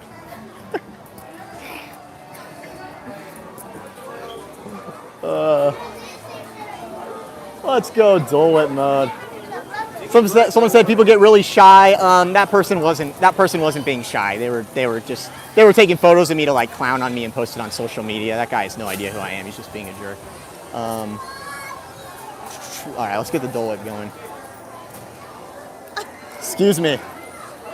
Got a little bit of a traffic jam going here. All right.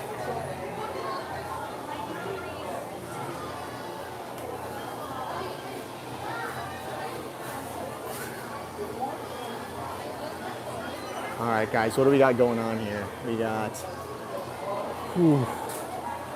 Dole Whip, pineapple float. We have pineapple soft serve. We have tropical serenade float. Fritz freeze. What is that? Raspberry and vanilla. Ooh. And we got pineapple upside down cake. What would you guys get? Tivo says, yes, CV would watch your documentary twice, and my first thought is, was he burning something again? Oh, I get what Tivo Mike was saying. So in our new documentary, link in the description below, on the new Address Unknown YouTube channel, be sure to subscribe over there. I think it's approaching streaming service quality stuff. That's what I was aiming for. And the videos will keep getting better from here. We talk about the other creator of Disneyland, a man named CV Wood, who had a huge impact on the Disney parks and doesn't get any of the credit officially from Disney because of some personal disagreements between Walt and CV Wood. But anyways, he did some pretty crazy stuff making Disneyland happen. He burned down houses in the parking lot, which were not supposed to be burned down. And so Tivo's implying that maybe CV Wood was over in Adventureland there to Smokey from the fireworks. That's pretty funny. Thank you, Mike. We also got a super chat from I Am Sam. Happy birthday. It's true, I just turned 23. It was last week, so I don't know. I think I'm past that age now where, you know, when you're younger, you want to be older. And then I think like the age where people are the age that they want to be is 21. And then after that, it starts to go the reverse where you want to be younger. You know what I mean? So I'm getting over that hump where now it's like, I'm so old.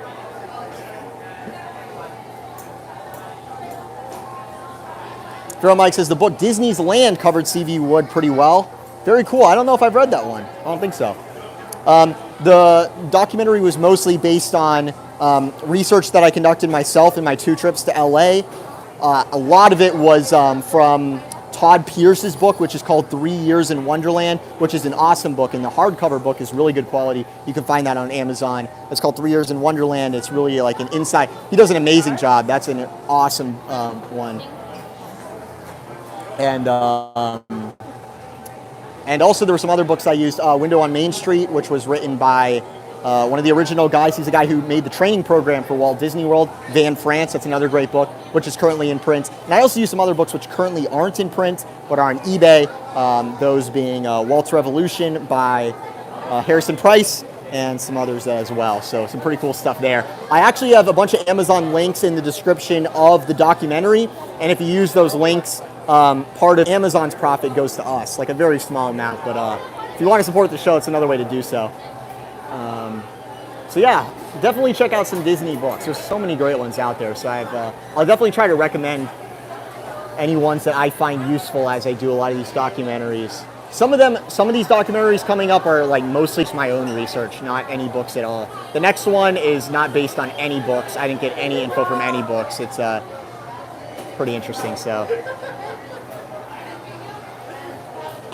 Priscilla says, "What Dole Whip do you want?" I think I'm just gonna get probably the float. I like the float. That's like the classic. You know, the soft serve is good, but the pineapple juice kind of adds a little something extra. Now, the really cool way to get Dole Whip is just to order it on the My Disney Experience app, and it'll be ready for you to pick up very soon. But instead, I am waiting around. We currently do not have someone at the register because I got the stream going on my phone, so the app is not available to me. The pro streamers, they got multiple phones going, but I am not really a streamer. Aloha Isle is well staffed. They have 5 cast members working there right now, or 6 that I can count. They're all working hard. They got a lot going on. They're not just taking orders. They also have to make it and bring it to you. It's like a big process, so they're stretched pretty thin. Disney's had some personnel issues lately where they've had trouble finding people to hire and things like that. So cast members have really had a big workload, and they're working very, very hard. AP Adventure says no Magic Band. Well, yeah, currently I do not have any Magic Band going on because my Magic Band broke. Look at that, it snapped. Can you believe this? The day's ruined. Look at that. No! Oh well. Stu says my favorite ride is still Carousel of Progress. Yep, I think that one's becoming my favorite too. Although since I was a kid, it's always been Space Mountain, which is a similar vibe in terms of it being a very old ride. There's something thrilling about our Space Mountain where like it's just so old and rickety. Like there's something very enjoyable about that. Compared to something like the new rides like Guardians, where it's like, wow, it's like I'm literally flying. I kind of more like the vibe where you're like, I really hope I don't hit my head on something with all those crazy supports. Space Mountain. You guys know what I'm talking about. If you know, you know what I mean. There's something very thrilling about that. Look at all those Dole Whips. Let's go. Dole Whip factory out here. That's awesome.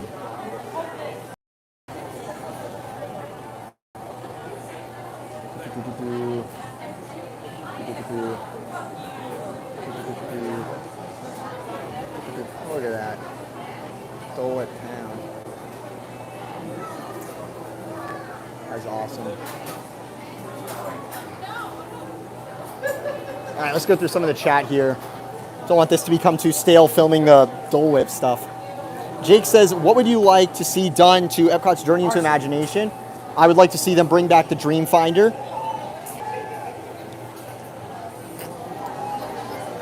I don't think it would be that difficult to update Journey into Imagination. I really don't. You know, with the technology Disney is available now with projection, it would probably be less money to update it. I think projection lends itself well.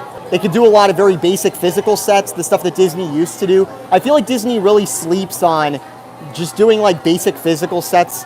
You know, a lot of the original stuff really wasn't that technically complicated or expensive. It's like foam core that's painted. You know, you look at It's a Small World, it's like stuff that you could get at the, you know, arts and crafts store, some of the stuff.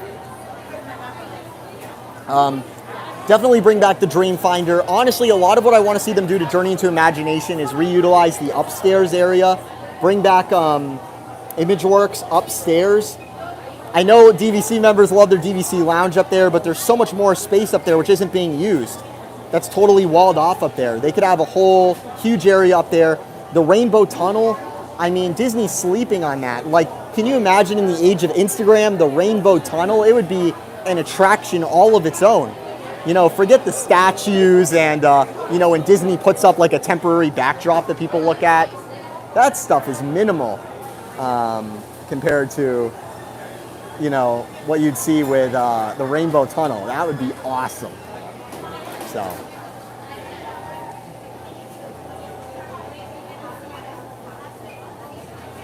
Bring back Captain EO, Vera Mike says.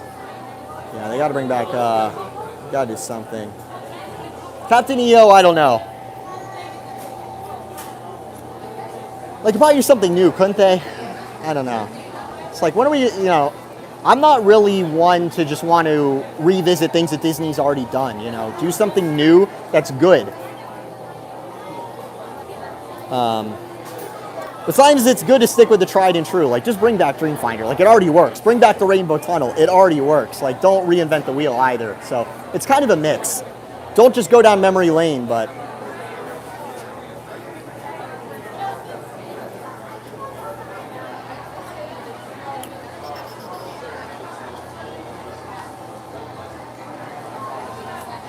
any updates coming to Hollywood Studios? I haven't heard anything. That park is a mess, you know.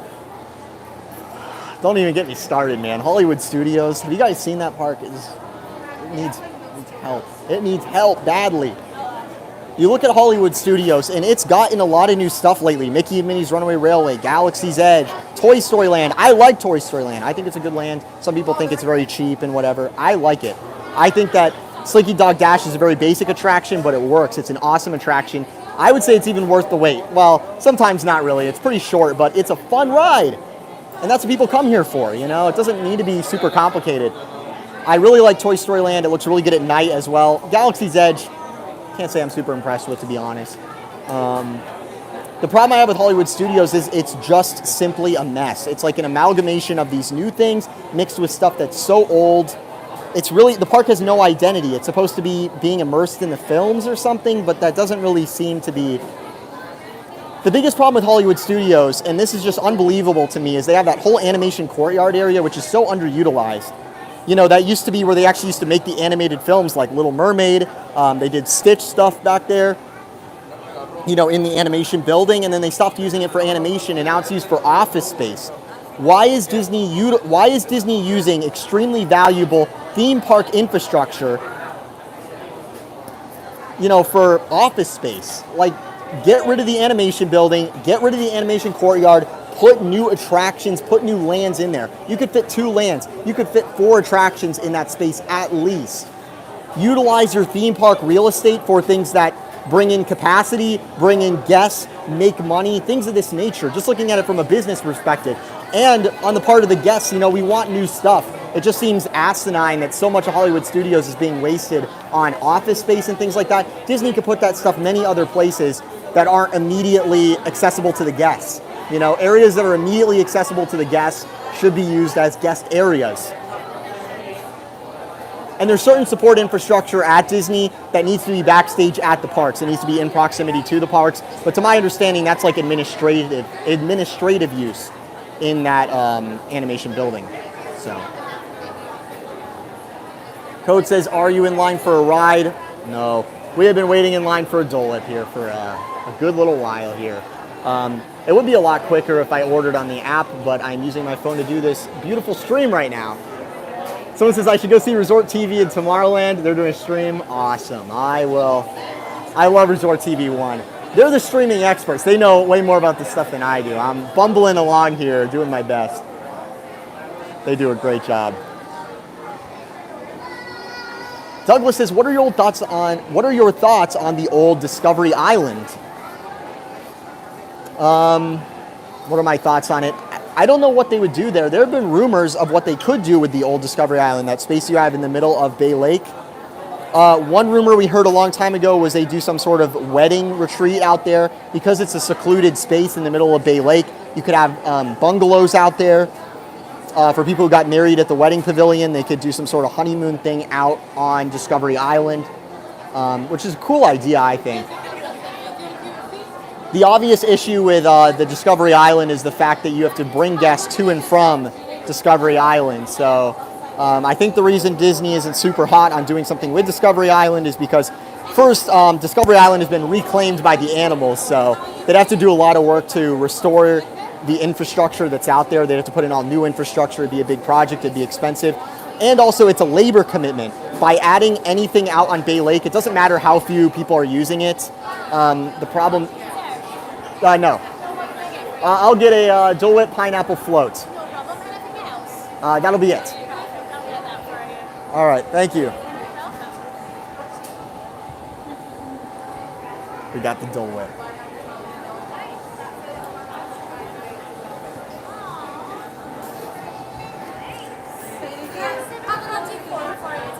All right, that'll be with card. Hi,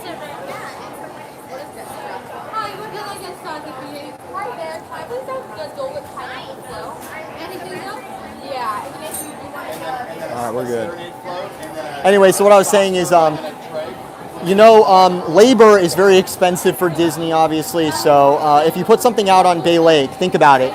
Not only do you have to do a huge initial capital deal where you have to put back in the infrastructure, the utilities, all this stuff. It's very complicated. Then, no matter how expensive the space is out there, if they did bungalows or something, you have to service the island. You have to bring stuff out to the island. So you have to do landscaping. You have to have people out there all day, all night. You have to have boats coming back and forth all day, all night. Thank you very much. I'm good. Thank you. Let's go. We secured the Dole Whip. Let's freaking go. Day made, it was, I wasn't feeling good for a little bit. I've been going on a bit of a rant here lately. I've been very depressed about what happened to my Magic Band that I've used since 2017. It snapped live on this stream earlier. If you want to go back and watch the replay. Very sad. That was some breaking news that we had when I was over in Tomorrowland. That's when that happened. So.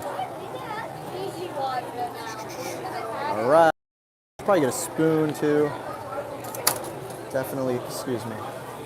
Definitely gonna need some napkins. All right. Don't want to drop the Dole Whip. Don't want to drop the Dole Whip. Oh. Here we go, guys. We got the Dole Whip. It's real.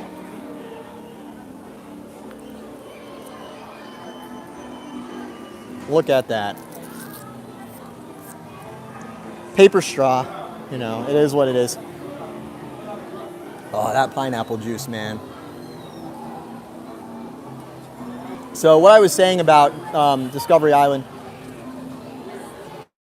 a big financial commitment for Disney to put anything out on Discovery Island, even if it's feasibly possible, you could go in and do all the infrastructure stuff. It becomes a labor commitment for Disney where boats have to constantly go back and forth. And the island would need to be serviced. It's just a big undertaking for Disney. And the main reason why Disney focuses on the studios is because I don't mean Hollywood studios. I mean, the reason you often notice Disney is more focused on the studio content, Disney Plus, things like this. They put more money into that than they do in the parks, despite the fact that the parks are what consistently earn revenue and earn a ton of revenue and are earning record profits and are basically the revenue engine for the rest of the company, creating a lot of the cash flow. The thing is that on a movie, they cost Disney a lot to produce, and there's a chance they don't do well, which is what's been happening lately. Which is really like the bad end of things, but there's so much more upside to the movies, because when you have a movie like Avengers Endgame that does so well in the box office, Disney makes billions in profit alone, and there is no recurring labor commitment to a movie. You pay for the production of a movie and then it's done. You pay for the marketing of the movie and then it's out, and then after that it's straight greens. You're just collecting return. The problem with the parks is you add something like something on Discovery Island, and maybe that's a great idea. Maybe we want to see that happen, and maybe it's cool, and maybe Disney generates some revenue off of that. But for the rest of time, the rest of eternity, they have to pay a lot of money per hour to keep it up and running in terms of the labor cost. It's a recurring cost. So the margins on the parks are much thinner than on the movies. Disney hit a record 35% margin recently, and a JP Morgan analyst asked Bob Chapek about it, and he was like, we were able to increase our margins by reducing our labor expense by basically making it where they have less people checking in the hotel guests. You just check in online on the app. That helped cut down on some jobs, which saved Disney money and helped them with their margins. But Disney can only cut down so much. There's not much more of a margin they can, they can't really make much more than they currently do percentage-wise. So that's why Disney likes the studios, because it's like unlimited profit potential. Whereas the parks, it's a bit limited, because the more guests you have, the more cast members you need. The more attractions you have, the more cast members you need. The more things you have going out, the more things you have going on, the more things are spread out, the more money it costs to operate. That's why a fifth park is kind of far-fetched. It is a big, big financial commitment, which we are currently seeing them make out in Universal.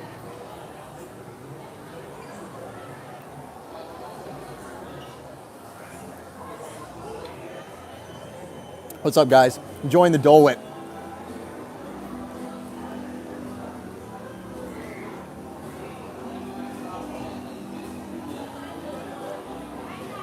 Javier has a question.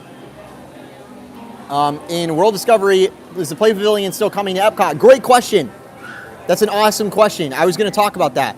So I was saying how, you know, the news in Epcot's really boring right now. I don't really feel like doing a construction update because the only news is that they've added more rocks at Moana Journey of Water, which could be cool. I think it could be awesome, but it's not like a headliner thing. It's not super substantive. It is something. It's better than walkways and planters, that's for sure. It is a walkthrough attraction, which will be awesome. But the thing is that Zach Ridley was at the opening of Imagineer Zach Ridley, who's been in charge of the Epcot project in the past. He was, and he's sort of been the mascot for it on Instagram and stuff. He was at the opening of Guardians of the Galaxy Cosmic Rewind, and also on Twitter, friend of the show Dreamfinder Guy was there, and he talked to Zach Ridley, and Dreamfinder Guy asked Zach Ridley about the status of the Play Pavilion, which Disney seems to not comment on anymore. That was announced so long ago. I think it was announced in 2019 or something. It was announced very early. The Play Pavilion was announced at the same time as the update to the park entrance. Remember when they announced they were going to bring back the entrance fountain and all that awesome stuff that we love? That's all done now, and we still haven't gotten the Play Pavilion. And there's been rumors that it's just going to sit there, which would be so silly, you know, do something with it. Zach Ridley allegedly told Dreamfinder Guy that there's an announcement on the way in regards to the Play Pavilion, that something still is happening there. Whether that's actually going to happen, whether that's going to pan out, you know, that was sort of like an off-the-record thing, so. But that could be an indication of something else we hear at the D23 Expo. So there you go. Is it reasonable to expect Fantasmic reopening before September 19th? I don't know why that's not already back. It should have already been back. It was supposed to come back in like July or something. They basically, going to the events of 2020, they were going to shut down, they're already planning to shut down Fantasmic to do technical upgrades. They were going to add new lighting. And then they drained the lagoon during COVID and nothing really panned out. And now they're doing updates to the Pocahontas scene as well. Some inclusion changes to the show. That should be back soon. I think there's a good chance it'll be back by September 19th. I always say this. Until we actually know something for sure, don't count on it. Don't be disappointed during your trip by expecting something to be open and then it's not. That's why I'm careful. Even though I'm optimistic about Tron opening before the end of the year, I always kind of preface it with it might not open until 2023, because I don't want to tell people, oh, it could definitely open in November, and then it not be open in November, and people be looking forward to it, and it kind of messes up their whole trip. You know, disappointment comes from not having good expectations. So I try to manage expectations for sure. That's a good way to be.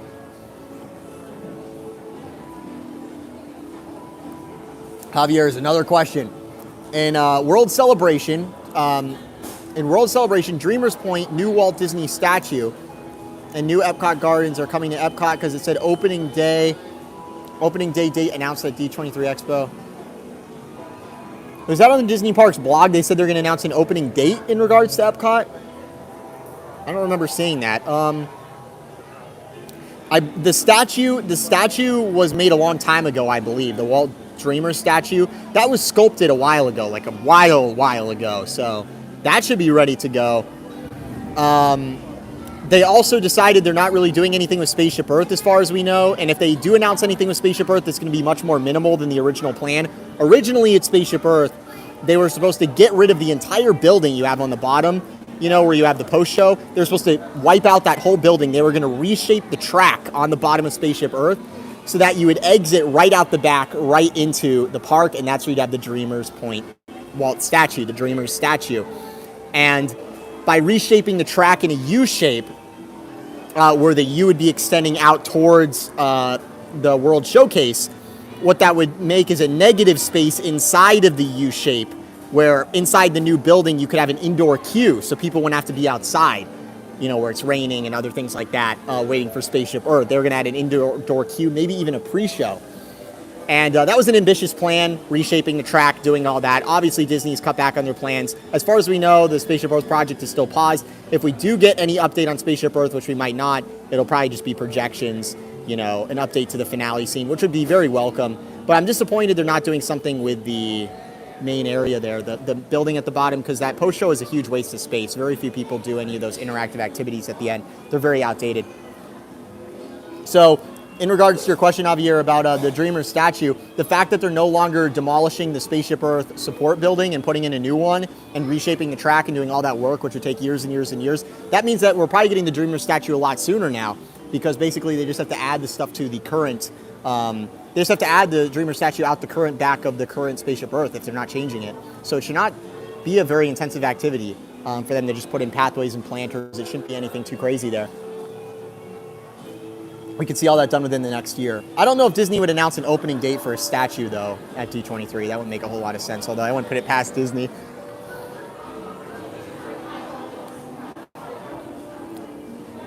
We got a super chat from Samuel. We are in the UK and have had annual passes for years.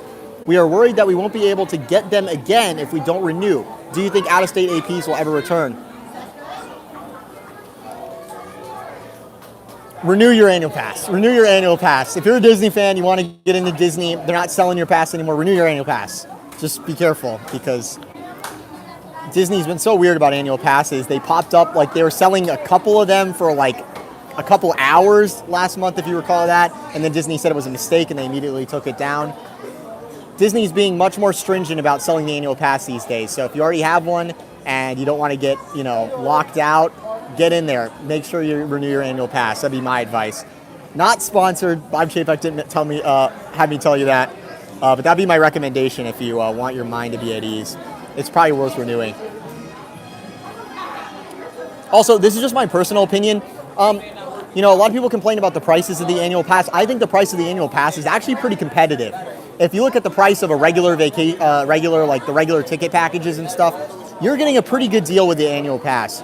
And the fact that Disney isn't selling them often really indicates there's a lot of demand for the annual pass.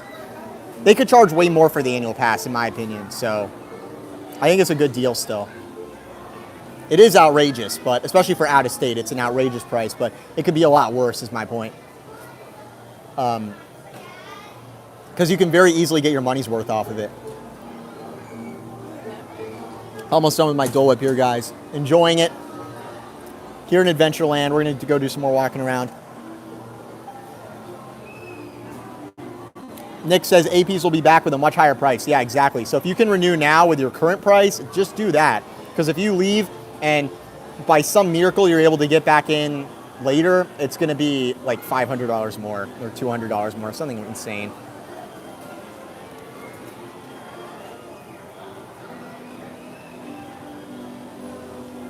I'm kind of confused why Disney hasn't raised the price of the annual pass even more than they have.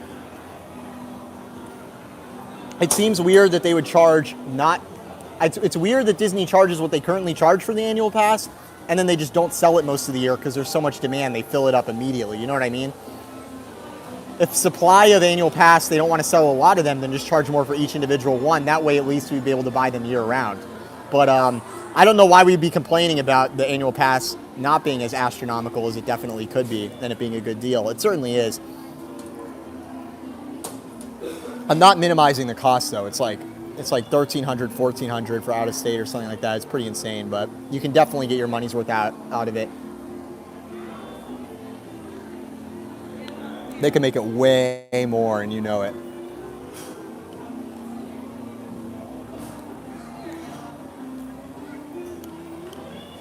All right, guys, almost done with the Dole Whip here. We got the pineapple juice, the best part.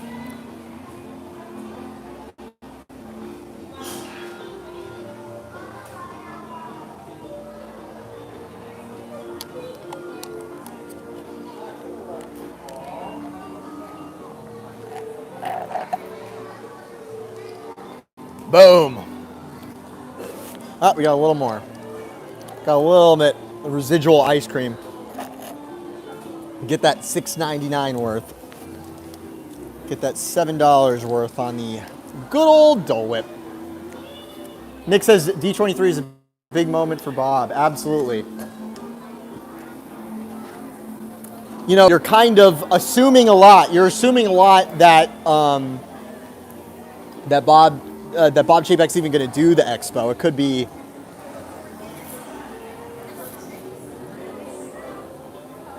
Look at this, guys. I left part of my paper straw. That's not good. Got to keep the park clean. There we go. This whole time I was talking, there was a lizard right here looking at me. I think he's still chilling somewhere over here. And also, there's a ton of fire ants all in here. Whatever. Very authentic theming. What I was saying is, I think it's kind of assuming that Bob Chapek's going to do the parks presentation. Is he currently listed to do the parks presentation? I haven't looked. Does it say Bob Chapek is hosting the parks presentation? They've been releasing more info on the event schedule. As far as I know, it ain't, it's Josh doing it. Yeah, see, that's what I was thinking. I didn't even look, and I was like, I would count on Bob Chapek doing it. Yeah. Honestly, it makes sense that the CEO wouldn't host the parks presentation. You know, Iger used to host the parks presentation, but Iger was hosting it when they were announcing, like, Galaxy's Edge, you know, something really big like that. You know, I don't think Iger was doing a lot of announcements where he's like, there's a new meet and greet coming to the Magic Kingdom. Like, that's stuff that the chairman can announce, you know. That's something that the parks chairman can deal with, you know, the more minimal stuff. Appreciate some of the little theming here. So, I mean, I guess the fact that Josh is hosting it is kind of a little iffy. That might be kind of negative. Like, they're not announcing anything big enough that Bob Chapek wants to put his name on it. But Bob Chapek is not the same as Iger. Chapek doesn't really care about the public response to him like Iger did. He's not a politician. Bob Chapek's just trying to run the company. It's highly debatable how well he's running it, but he's really not concerned with what we think.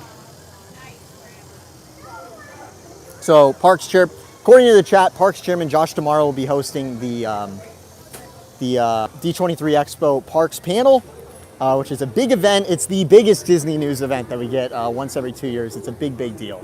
So hopefully we'll hear some good stuff there. I'm hoping that we are going to see announced some of the canceled 50th anniversary pluses that they were going to do to the Magic Kingdom. Those including enhancements to Big Thunder Mountain, some new effects on Big Thunder Mountain, the Hatbox Ghost, and the Haunted Mansion. That would be amazing. Whether this stuff is going to happen or not, I can't say for sure, but I think that these things are pretty likely. You could say I'm being optimistic. At the very least, we could see us getting those 50th enhancements, and Disney can say they're for the 100th now, the 100th anniversary, which is coming up here at the start of 2023. Whoops. This is one of the attractions I do the most here, is the Swiss Family Robinson Treehouse. It's always a good time, super low-key, super chill. Just kind of enjoy. Go at your own speed kind of deal. Lacey said they aren't keeping the trash cans open anymore. Yeah, no. You got to open them. You got to touch them. Remember when they used to have a meet and greet here? They used to have a meet and greet here at one point. Look at that lantern. I love all the little details. It's like the best part of Disney. It's the stuff that really matters. I think Disney kind of is perplexed when they see the fans get all mad about, like, minutia. You know what I mean? Like when they announced the DVC tower at the Polynesian, everyone's like, this is terrible. It looks like, you know, every single hotel that exists these days. It looks like a modern building in a modern town. Like I'm sure in Disney, wherever that was developed, they're like, wow, this is a really modern, innovative step for our design philosophy. You know, all these like big words that they put on LinkedIn. And the fans are like, this is terrible. And it's like, it's really not terrible from like, I don't know, like, you know, in comparison to what you'd see anywhere else. Like it's probably gonna be nice, the new DVC tower. It's gonna be nice. But it doesn't have that characteristic. It doesn't have this. It doesn't have what we're looking at right now. It's not this level of detail. It's like very iPhone, very iOS kind of vibe. And I don't think that the people running Disney these days really get that, like get why fans don't like that. Some of them do. Some of the Imagineers, especially the ones that oversee Disneyland, they have an intimate understanding of what fans' expectations are, and they do a great job out there.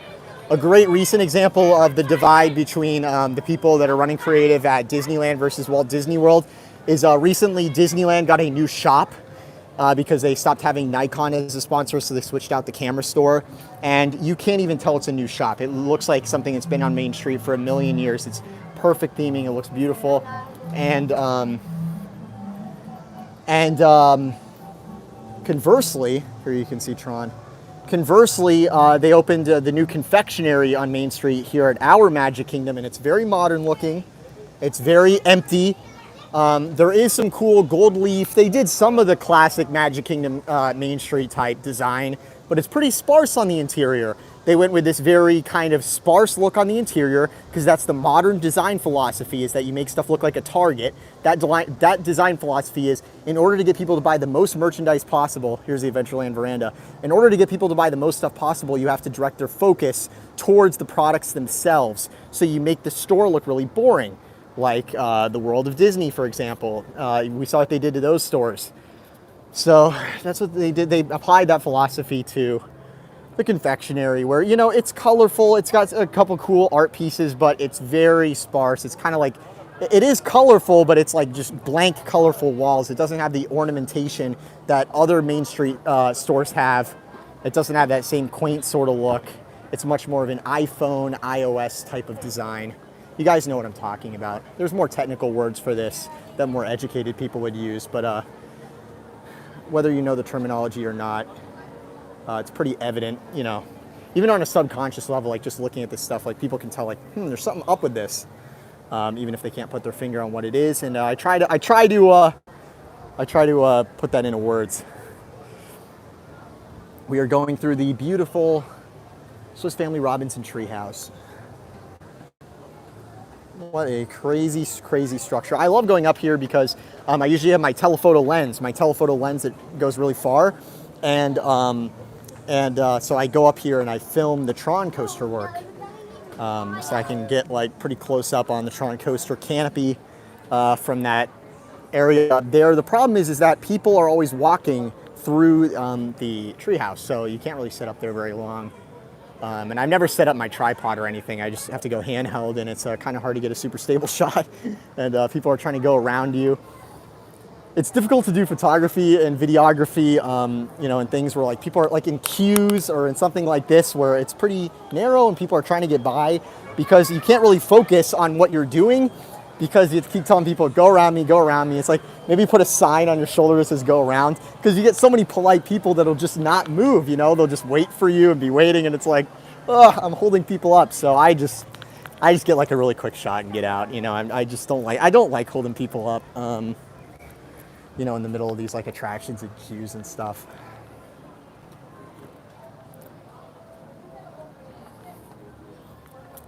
People say that social media ruined the parks because it's like you just have people filming stuff everywhere and being obnoxious. So I think to a large extent that's true. There is some truth to that, to some extent.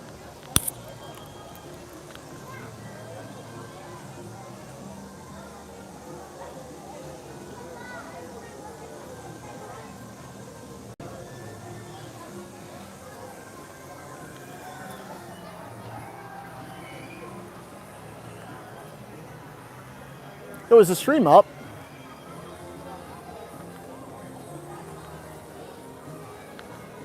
Yo, someone in the chat tell me if the stream is up.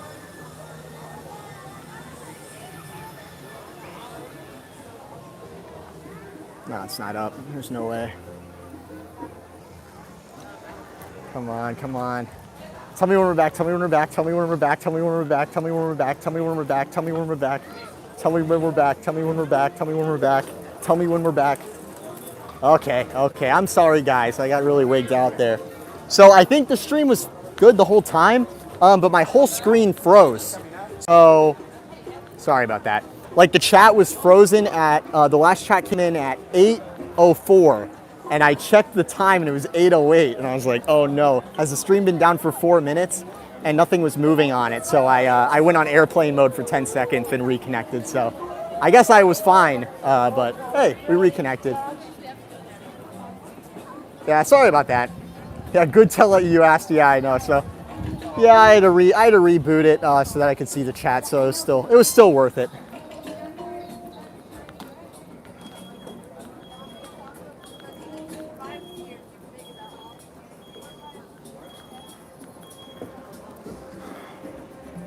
CV Wood caused the lag. You know, CV Wood, I think CV Wood's pretty good with me. I gave him a pretty charitable review, I feel like, or like I told the story in a pretty impartial way. I definitely could have been more critical, for sure. There's a lot of different ways you can go with the Disneyland documentary. Link in the description below to the Disneyland documentary. There was a lot of different ways that I could have gone with it, you know. I could have been more critical of the Walt angle and been more about the CV situation and sort of like told it more from his perspective and like really made it about how like Walt used this guy. Walt is such a mean guy. Or I could have gone the other way, which a lot of the Imagineers have gone, where they're like, CV Wood was a scam artist, good for nothing. That guy was like the Music Man.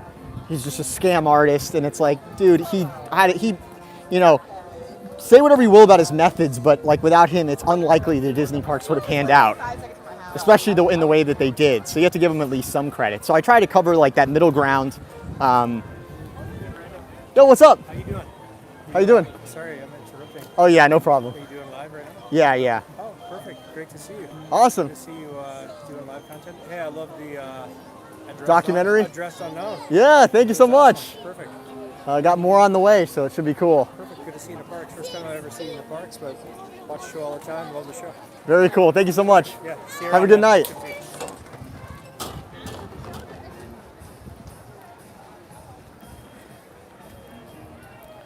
We're still hanging out. We're still walking around.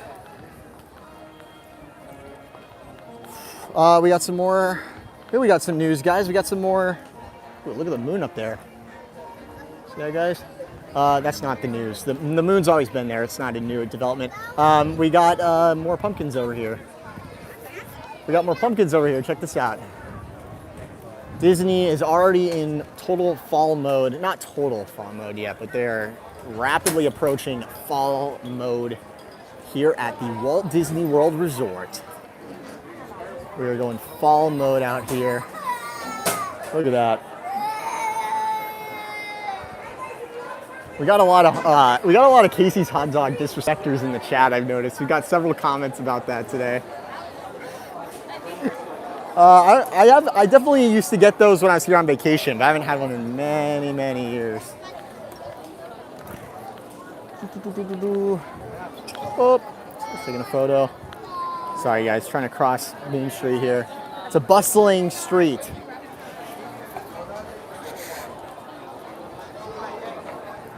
All right, guys, give me the lowdown. Where's Resort TV 1 at? We got to go do a stream snipe. Kevin with his super chat, you're doing a great job. Get a Dole Whip on me. Thank you, Kevin. You just paid for that Dole Whip I just had. Some other super chatters helped out too. Thank you guys so much for all the support. It means the world. Yeah, Disney's. It's crazy to me how early the fireworks stuff gets going. I mean, it's not that early. It's in like an hour. But There's Brayden right yo, what's up? I just told you yesterday. I wish I could see Brayden. You got me. We support you just a little bit every month. Awesome. Thank you so much. You're the pro. You're the best of the best. Thank you. I'm trying. Brad's best friend every night on TV. I watch all of your. We're big Disney fans. We honeymooned here 28 years ago, and you know That's more awesome. than anybody on YouTube. I try. Thank you. Get the photo. The girls are. They're gonna freak out. Yeah, keep it up. Awesome. Thank you so much. I know it's not super easy, but you do it. You really do a great job. Thank you. You guys having a good time? Yeah. Good to hear. It's hot, but it's good. Awesome. I'll see you guys. Peace. Yeah. Keep it up, man. Thank you. Thank you very much. Yeah. like a salmon trying to cross these crowds of people. All right, we got to cross. Sorry, that was a little stressful. Great seeing all you guys here in the parks. It's a little hard walking through the Main Street area and then that other crossing. They got the back way open right now. It's just like so many people trying to get around. They got the dessert party going on over here. We'll do a little snooping on the dessert party action here. What food we got going on? We got some juices. Those look nice. What is that like? What's that one where it kind of looks like, what is that orange drink? Do you guys know what that is? I don't know what it's called. It's like a mix of two other juices, I think. It's not orange juice. It's like something that tastes kind of like mango or something. I can't remember what it's called. We got some other beverages here. We got all the desserts here. Hog juice, there we go.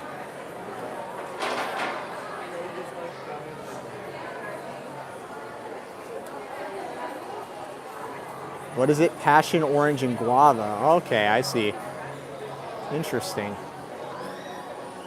Amy says, "Love your videos. Keep up the great work." Did we ever get a status update on where is Resort TV 1 streaming? Did we ever get an update on where he is at?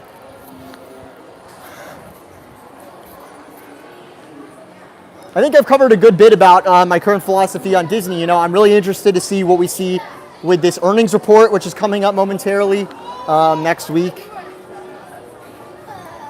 I think it's next week. Oh, I can hear the new People Mover narration. So we'll see how that is. I'm a little interested in what the results are looking like on Disney Plus. Things seem a little iffy there. But in the past, when I thought that Disney Plus is going to post bad numbers, it hasn't. Maybe this is finally the quarter it does. D23, I think that we're going to hear about the Hatbox Ghost. I mean, I hope we do. I don't have any concrete evidence that that's the case. But I'm just thinking about what are things that Disney's already developed that they can just roll out.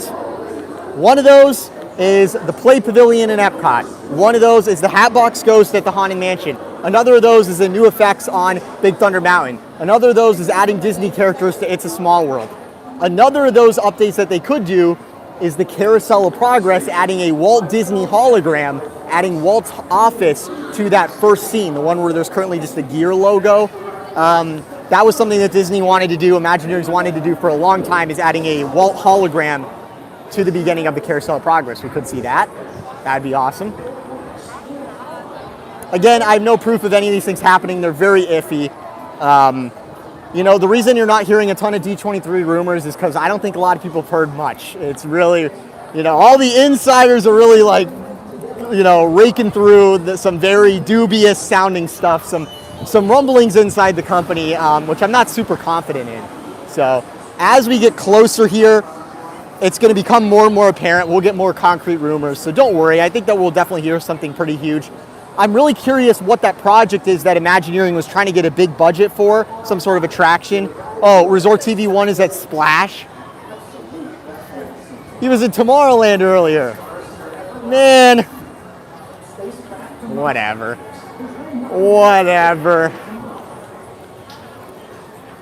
What a disaster. Here's a good film photo of the cool ship going. They got the mist going right now. The other day it was like 100-something degrees out and it was not going. The mist was not going all day. I was like, what's up with that? I think someone just turns it on. I don't think it's automatically on. I think it's like a voluntary thing. Someone turns it on or something. It is not hot at all, by the way. It's like room temp out here. So it's kind of crazy that they're doing it.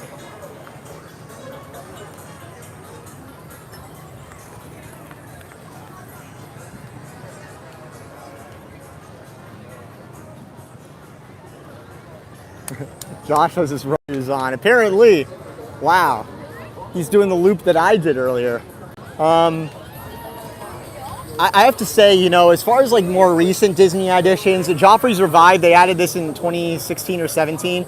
I just love this building so much. It might have been 2015, somewhere in that mid-2010s range.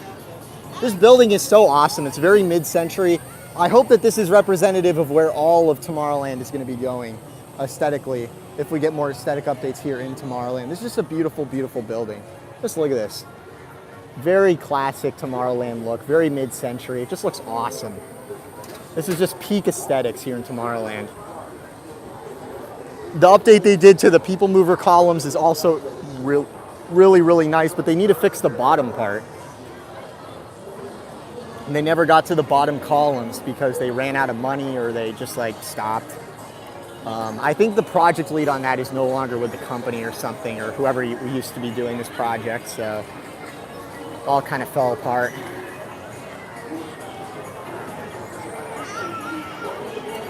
Okay, Javier says, so Brayden, in Spaceship Earth, Our Shared Story, the ride must have a new narrator, new storyline, and new scenes about ancient history, human storytelling, and Polynesian voyagers, correct? Yeah, that's what they were planning on doing, but we don't know what's happening with the project. It was paused at the beginning of 2020, as was everything. And that's one where it seems like Disney has like totally, they more than paused that project. Like Play Pavilion seems like it's just on pause. We'll probably still get the Play Pavilion. But based on the last Epcot announcement we got, it looks like they totally went back on their plan for Spaceship Earth. They're no longer doing the new queue, track, support building. They canceled all that. It's not in the plans anymore. The plans that they recently released to us. So hopefully we hear about Spaceship Earth at the D23 Expo. I know a lot of my fellow Epcot fans hope we don't hear anything because they think that any enhancement Disney makes to the attraction will actually be more of a detractor because they're going to try to put in intellectual property. So I think that the finale scene especially has a lot of room for improvement if you look at some of the past versions. So I think Disney would be hard-pressed to mess it up too bad in that regard, but it is what it is.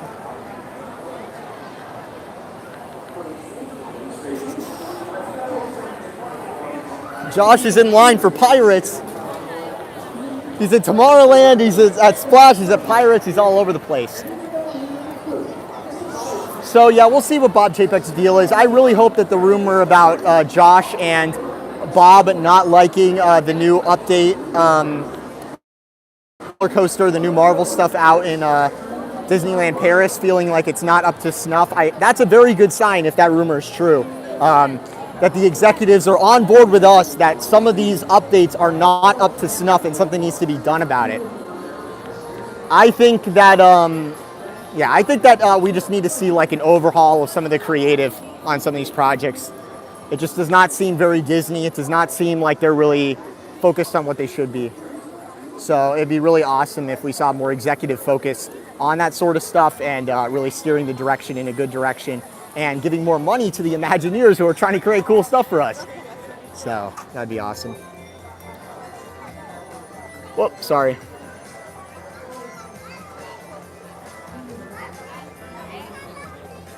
Ooh.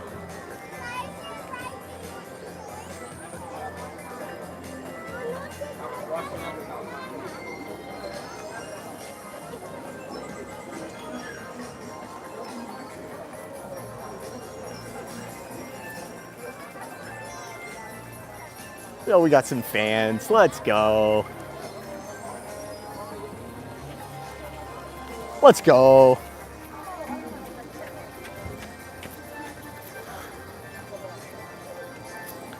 I really hope we see a Bob Chapek redemption arc. I'm really hoping for it. I think that Bob Chapek is blamed for a lot of things that really aren't his fault. Maybe I'm just being too optimistic. We'll see. You know, the rumors are good. The rumors are good that Bob and Josh want to do some fixes to some of the current stuff. I think that it's likely that we hear about some sort of update to this show, Enchantment, because it hasn't gotten the best feedback. Maybe bring back Happily Ever After, which would be awesome, but we'll see. It's more likely they just do a new show or change something about the current show, but you never know. The possibility is, it's possible. It's possible. People love the Happily Ever After song. It's popular, so could happen. And there's a lot of fans. And Disney never said it was never coming back, did they? Will Hollywood Studios fireworks ever return? No, they're just like canceling everything over there. They're totally sizing down all their entertainment over there. I just don't get it, man. Hollywood Studios is a mess. Remember when they used to have the Galactic? Remember they used to have that Star Wars fireworks show that was like a full-on like Wishes length show or something similar? You know, it had like a ton of fireworks. And then they're like, oh, because of Galaxy's Edge construction, we're sizing that down to nothing. Okay. So, yeah, someday they decided, oh, we don't need fireworks over there. It's an extra expense we don't need, and that was that. Now, and then we had the very minimal fireworks. We had projection enhanced with fireworks, and now it's like almost nothing. Tyler says, when do you visit Disney? Rarely on the weekends. This is very rare for me. Usually during the week. During the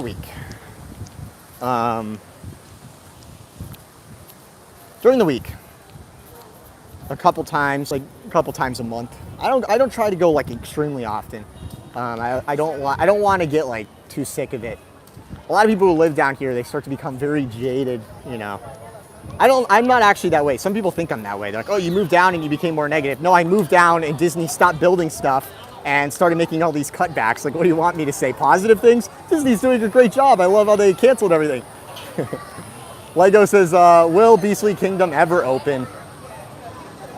I wish it would, but no. And I mean, the guy who was a visionary behind all that, Joe Rohde, you know, imagine he's gone. Under dubious circumstances, too. It seems like maybe Disney was like, goodbye. Seems like he might have been pushed out. Very sad stuff. A different era of Imagineer. Did an amazing job. Say whatever you will about the Animal Kingdom. That is the most thematically consistent park out of all of them. And I mean, Magic Kingdom and Disneyland are pretty thematically consistent, but like Animal Kingdom is through and through, hits on every note. It's awesome. Look at Animal Kingdom and look at Hollywood Studios. The difference is there was a visionary that consistently lived up to an ethos with the Animal Kingdom, and no such thing existed over the course of Hollywood Studios. It was a mishmash of random stuff, random ideas, different teams, different people. Oh, we should make it about, the creation of films. We should do the backlot tour stuff. Oh, actually, let's just put a bunch of IP lands in here. But we don't care about Universal. But, we don't care about Universal. We're not trying to mimic Wizarding World at all. We didn't hire away the guy who did Wizarding World to do Galaxy's Edge. No. We don't care about Universal. Well, I think he might. So, the Snoopy Gecko, thank you so much for the super chat. When do you think Tron will really open? Best guess. Between Thanksgiving and Christmas. That's very realistic, I think. Between Thanksgiving and Christmas would be my guess currently. Previously, I was saying October, which just seems a little too optimistic. They just put up the netting, so it looks like they're going to start putting real people on the ride vehicles soon. And I guess the progress inside is pretty far along. We can't see it, but assuming the progress inside is pretty far along, we are getting close on the outside. They just got to move some dirt around, put in some cement, put in the final railings on the guest pathway, do a little bit more work on the canopy. These things sound very easy, but like put in a little cement, look how long it's taken over in Epcot, right? So we will see. But Tron is very far along. I'm looking at it right now. Look at that.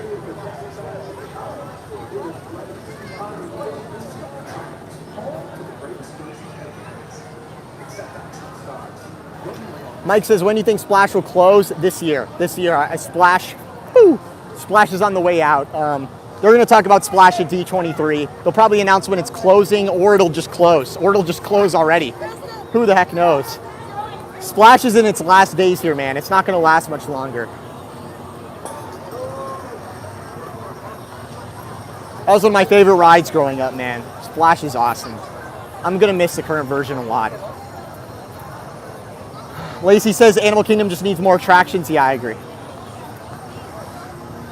I will say, to be fair to Hollywood Studios, I bashed it a lot in today's stream, but, the problems that Hollywood Studios has with the animation courtyard being underutilized, I mean, Animal Kingdom has the same problems. Look at Dino Land, right? So it's not just Hollywood Studios that has like a area that needs some improvement. Some room for improvement. Animal Kingdom has that too. The Animal Kingdom is a lot more thematically consistent though. But in its defense, it's kind of the easiest one to keep thematically consistent, I would say. It's much harder to keep Epcot living up to that original dream. Disney's totally given up on that, unfortunately. Mark says, do you think the Tomorrowland Speedway will convert to electric cars? Yes. Here's the thing. So back in 2017, we had an Imagineer, an inside source, an actual Imagineer at Disney working on the Tron thing, and he was like, yeah, we're gonna add electric cars. And then nothing ever came of that. So it's definitely on the shelf. You know, there's a lot of Imagineering ideas that go on the shelf and then they come off later. It's on the drawing board. It's a funding issue. Everything's a funding issue here, you know? But yeah, I do think we will get electric cars. When will we get electric cars? It could be next year or 10 years. Hopefully sooner rather than later. I think a lot of people would like that change, but it's really up to Disney. And if the current ones are operating fine, what's Disney's incentive to put a ton of money into updating the cars? Think about it. So unless they get a new sponsor there, chances are unlikely. They got that update with Honda on the Autopia in Disneyland, but no such situation here currently, so we'll have to see. Will you get a haircut at the Harmony Barbershop? I don't know. I've never gotten one there before. I've heard good things though. Kevin, do you accept Disney swag? No, I don't have a shipping address or anything like that currently. I've never really done the fan mail stuff, but I appreciate the consideration. Lego Plus, when do you think Play and Wondrous China will open? Wondrous China, that's another thing, you know. Think about the Epcot experience. Do you guys remember the Epcot experience in Epcot? All that stuff, all those ideas they had, that just totally went out the window, man. The Epcot experience was supposed to be about what was coming to Epcot, and almost everything they showed is like a fantasy now. Like, it's not even gonna happen. It's so sad because, you know, there's like a motivated team that has a vision that's behind these projects, and they're so excited to share what they've been working on with us. They put together this show, this presentation, the Epcot experience, it's awesome. And then like almost everything that's in that show is now not gonna happen. Mary Poppins, goodbye, you know. Spaceship Earth, no, paused or canceled. Play Pavilion, no update. Wondrous China, Disney hasn't said anything on that since the events of 2020. So, it is what it is. At least some of those things I just named, I think we'll get something going on with them at some point here. We'll have to see. I think at the D23 Expo, we'll hear about some of these projects, like the Play Pavilion maybe, some of the other canceled stuff from 2020, like Hatbox Ghost and the Haunted Mansion attic scene here, which I have been talking about for a while here. Updates to Big Thunder Mountain, the effects.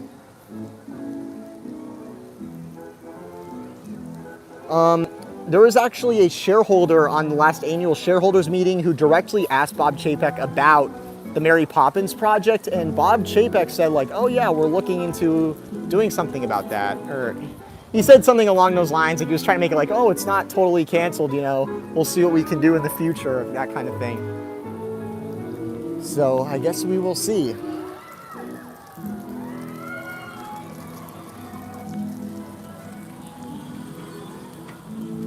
Kind of a vibey area. I like New Fantasyland. I don't go back here a whole lot. Pretty nice. They recently repainted the castle up here. Pretty nice. People getting ready for the fireworks. I don't think we're gonna stay for the fireworks, guys. That's gonna be a lot of waiting at the monorail afterwards. I don't know. I can't say I'm particularly a fan of these fireworks either, to be honest. Matthew Gordon says, I love the documentary. I feel like that could have been on a streaming service. Keep up the great work. Thank you so much. If you guys aren't aware, I released a documentary, our first historical documentary on our new channel, Address Unknown. Link in the description below. Be sure to check out that video. It is awesome. It is worth your time. You'll definitely enjoy it. It took me the whole month of July to make. I don't even know if I want to get into the production of that video, man, because it's kind of embarrassing how intensive it was. Like how much work I did. It's kind of ridiculous. It was a big project, let's just say. Eric says, great to see you live tonight. I may have missed it, but have you gotten to the Magic Band Plus yet? Yeah. there have been viewers running into us during the stream, and they all seem to have the Magic Band Plus, or a good amount of them. So it is getting adoption. People are getting the Magic Band Plus. I'm personally not a buyer of the Magic Band Plus because the battery only lasts 2 hours or something ridiculous like that when it's under use. But a lot of our viewers have them, and it's a competitive price point. The non-themed ones are $35.99, $34.99, something around there, which is really competitive with some of the nicer regular Magic Bands, the ones that are themed. So the price is pretty competitive, and you get the LEDs, you get the interaction with the statues, and it seems like a lot of people are doing those quests, surprisingly, where they're collecting each statue, they're waving the band in front of it and adding it in on the app. We showed a viewer's screen earlier where he had collected some of the cards. So yeah, that's the deal with Magic Band Plus right now. The battery life is very disappointing. Thank you guys so much for the kind words on Address Unknown. I'm glad you guys are enjoying it. I recorded the next one today, the audio for it. When I go home, I will be editing it. And then I have to start actually putting in all the visuals, which will take forever, so. Lego Plus, when will the Avengers Campus Phase 2 open? I have no idea. That is not something I am knowledgeable on. So you can see they got the area roped off for the fireworks. Good stuff. I noticed that Princess Fairy Tale Hall, you know, because like this is as far as you can go from the guest pathway, but you can actually continue to the Princess Fairy Tale Hall meet and greet here. But they're saying you can't stop, like, you know, along the pathway. I think that's for safety reasons, because you have proximity fireworks that go off right over here. And if you actually notice, there's these screens. Do you see these screens? So I think that's actually to deflect any sort of firework dust from getting on guests that are waiting in this queue. I never noticed that before. They do so much like behind the scenes stuff getting ready for the fireworks. Like right now, the sprinklers should be running, or very soon here on the top of all these buildings, where they all get wet, so that when the fireworks go off, obviously nothing can catch fire. There's a lot of little behind the scenes stuff like that they do. Very interesting.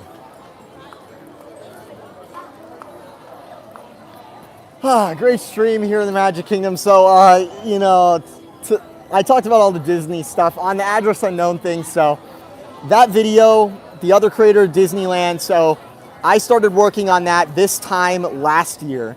Was when I read the books. I got all the relevant research together. I wrote the first draft of the script. And then I decided I need to go out to LA. I haven't been to Disneyland since I was 3 years old. So I flew out to LA, you know, did the rental car. That was my first time flying anywhere by myself as an adult.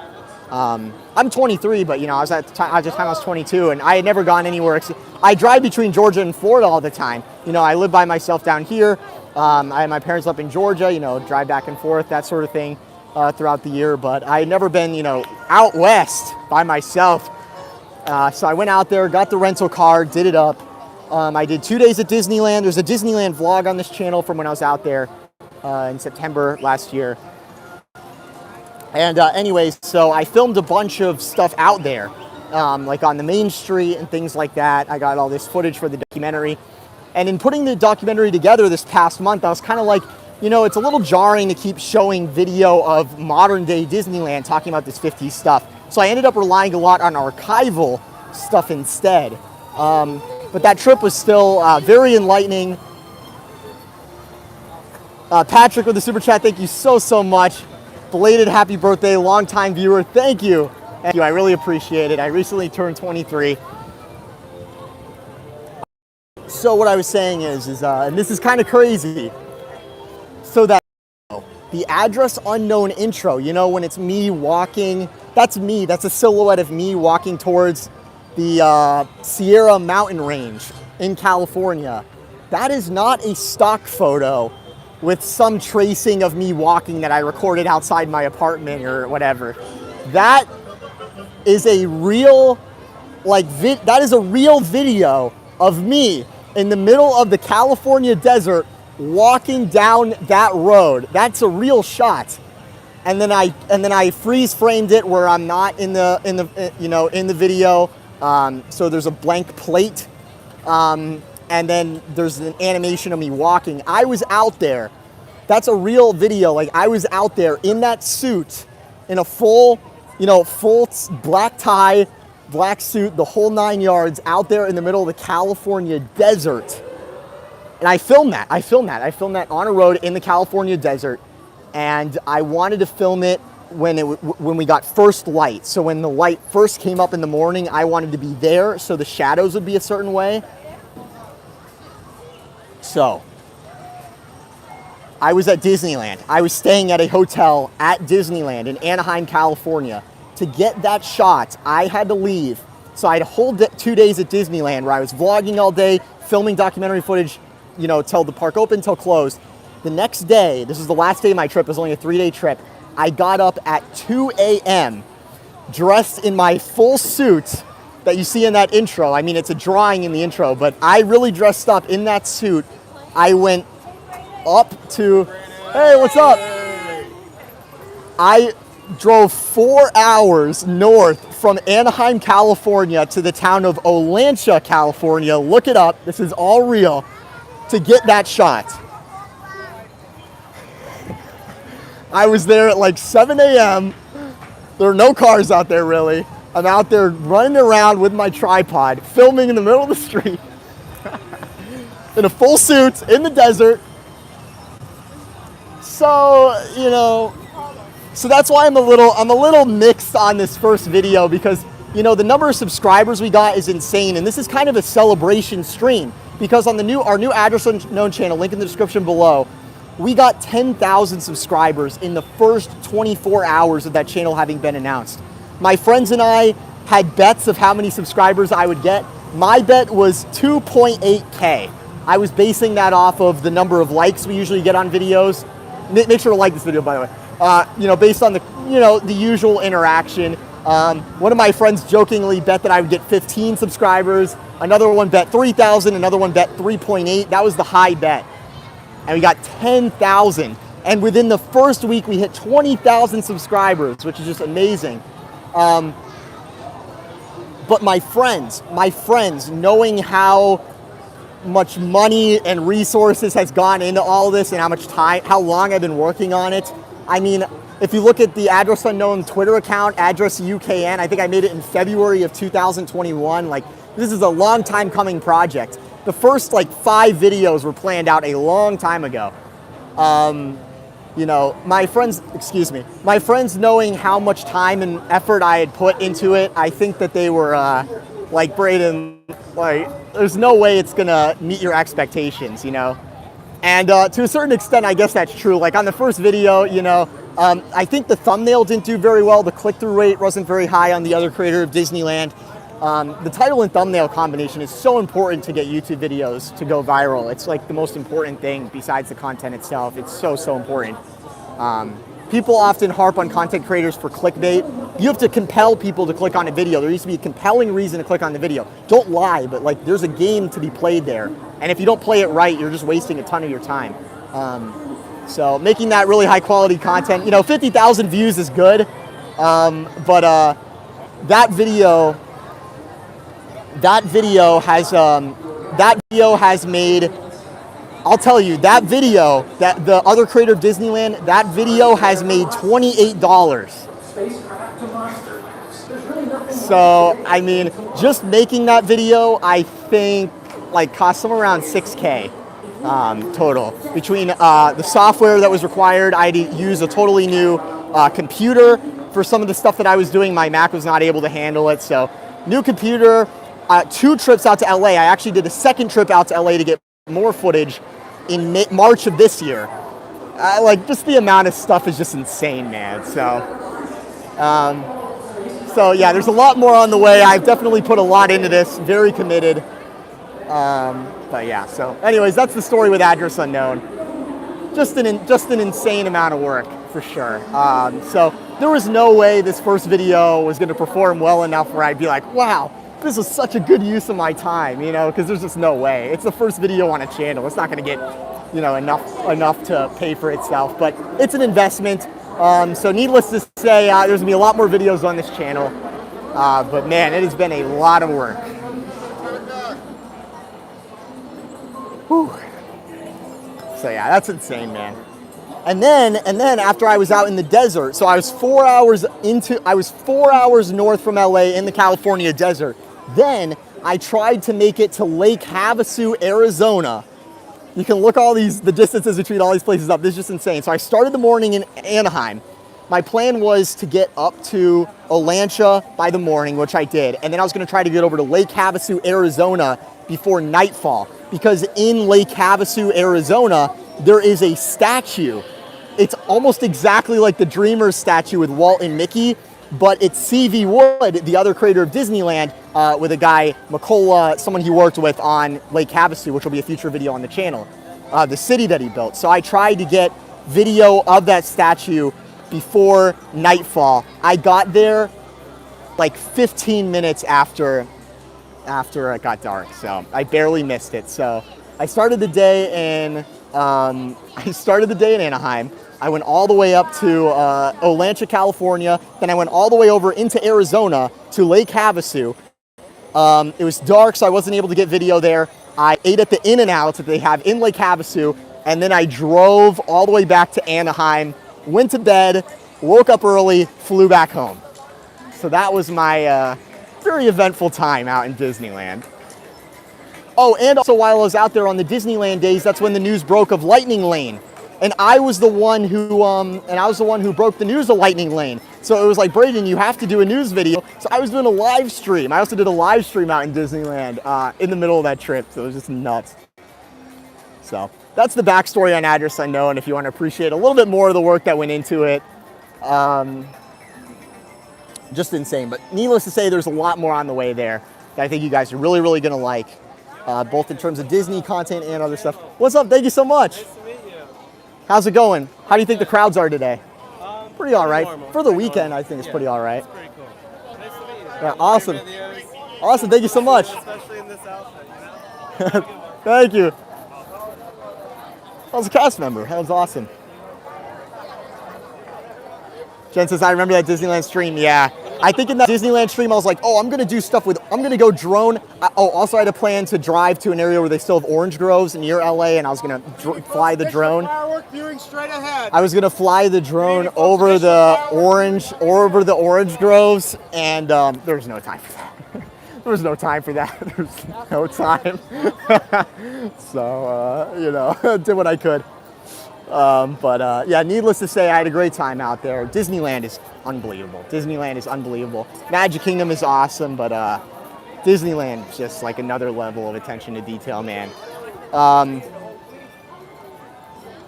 What do I always say? I have some good saying about that. It's like, I think that Walt Disney World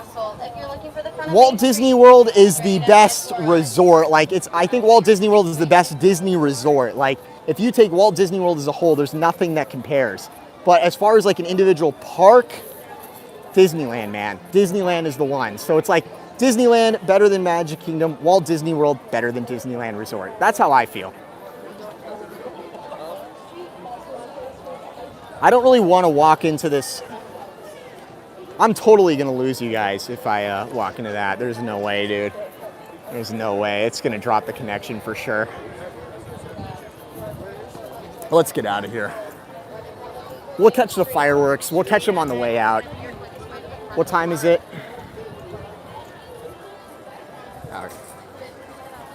Are the fireworks at 9 or 9:15? Always. My friend, firework viewing down to your right. Someone asked, why did you call the channel Address Unknown? I'm not gonna say.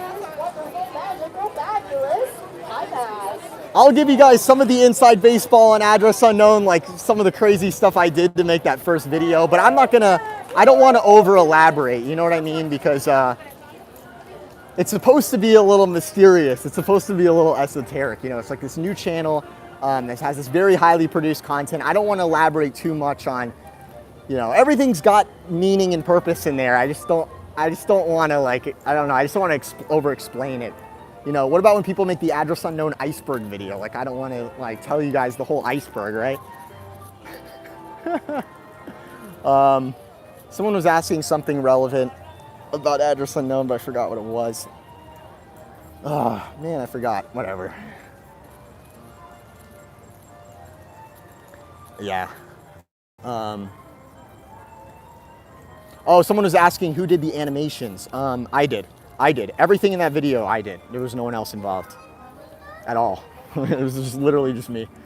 Hopefully some of our future videos we'll have other people helping out in some way, but that one was all me. Every single thing in that video.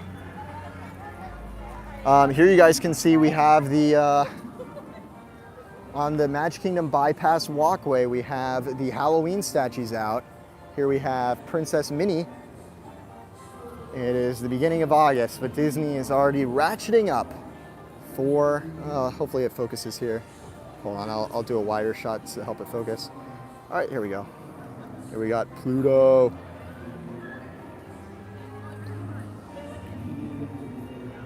Darth asks, why didn't I just use this channel? Because it's not just gonna be Disney content. I'm gonna be talking about, the next video is about an old retail chain that was abandoned. A defunct retail chain.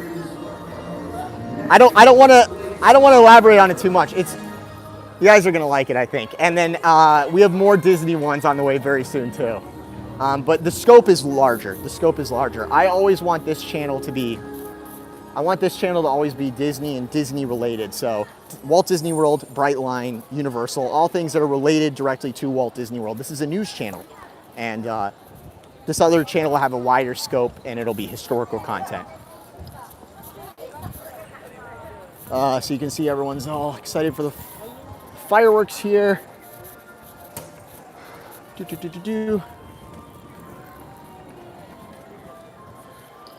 Yeah, the beacons are running. What we're gonna do is we're gonna head out. We're gonna go back the way that we came, where we go around the Seven Seas Lagoon. So we'll see the fireworks on the way out. No worries there. I might need to plug in my phone to keep the stream going. Let me check.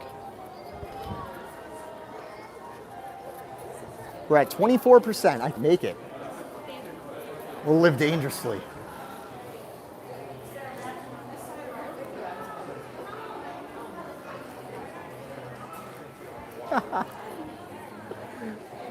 Nadine says, my favorite live stream moment was when you were at Regal Eagle and a viewer offered to buy you a beer and you revealed that you were not old enough to drink. Yep, that happened. That was real.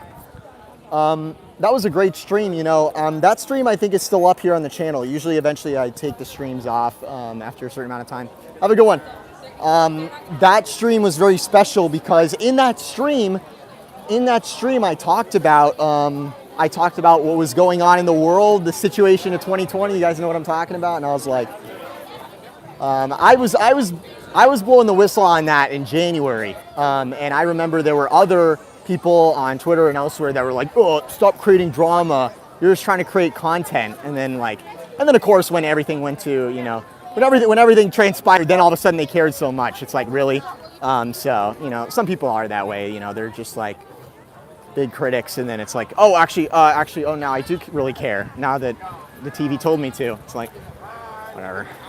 But that was a great stream because we were talking about that, and people were saying, oh, should I be worried about it? And I was like, yeah, dude, the parks are gonna close. I was saying that, man. In January, I was talking about, you know, the masks. And I think it was in February or the beginning of March, I posted a photo where I had a mask on at Whole Foods, and these other people were like, you're such a drama queen, you're such a jerk. And then of course they were all in them like a couple weeks later, so it's just so funny. That's what we do here, you know, we break the news, we bring things to you as soon as possible. Give you guys the inside scoop on anything relevant to Walt Disney World. But those were that was a very difficult 2 years for I think a lot of people. It was difficult for me because I staked my entire finances, you know, on moving down here to cover Disney, and then I get down there and 5 months into me being down there, the whole place is closed. So that was very lame. And then it reopened and there was like no construction progress happening. That was a difficult little bit there, but we all got through it. And I know it was a lot harder for a lot of other people. I was very lucky to have you guys, and I'm very lucky to have the job I do, so I do not take it for granted in the slightest.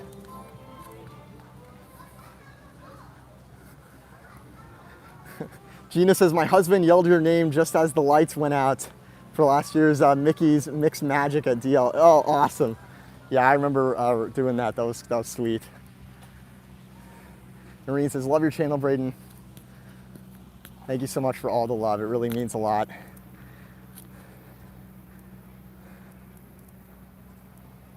This is the best, man. This is better than the park.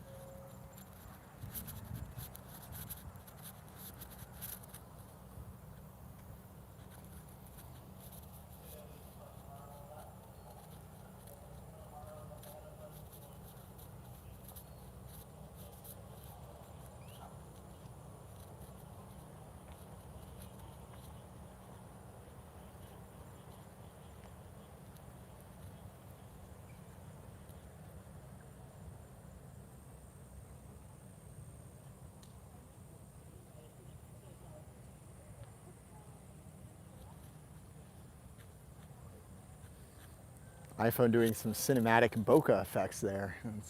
Must be a new feature. All right, guys. All right. I'll start talking. I was just letting you guys take in some of that atmosphere. There's sound. I was just giving you guys a little bit of the vibe. Sorry. When you don't talk when there's dead air, people are like, "I'm clicking off." You know, some people don't really vibe with the I don't know, Seven Seas Lagoon atmosphere. I guess I'm just, you know, I guess this is what I'm about. I like that serenity, something. It's really nice. Getting away from the people. You're able to appreciate this place a little bit more. You're able to be with your thoughts. A little, you know, getting away from the hustle and bustle. Definitely leave some time in your vacation for that. Just hanging out. Go somewhere where it's, you know, nice and secluded. And you can just enjoy. You can just enjoy the atmosphere and not be so worried about, we have to get to this Genie Plus reservation, and we got stopped on the monorail, and we have a reservation in 10 minutes at the Skipper Canteen, and it's like, you know, pedal to the metal. You know, some people are able to do that and have a great time, and more power to you if that's you. You know, people love planning and then executing that plan to perfection, but, you know, there's always some variable, and it ends up not going how you expected, and for some people, that's that really ruins their whole deal.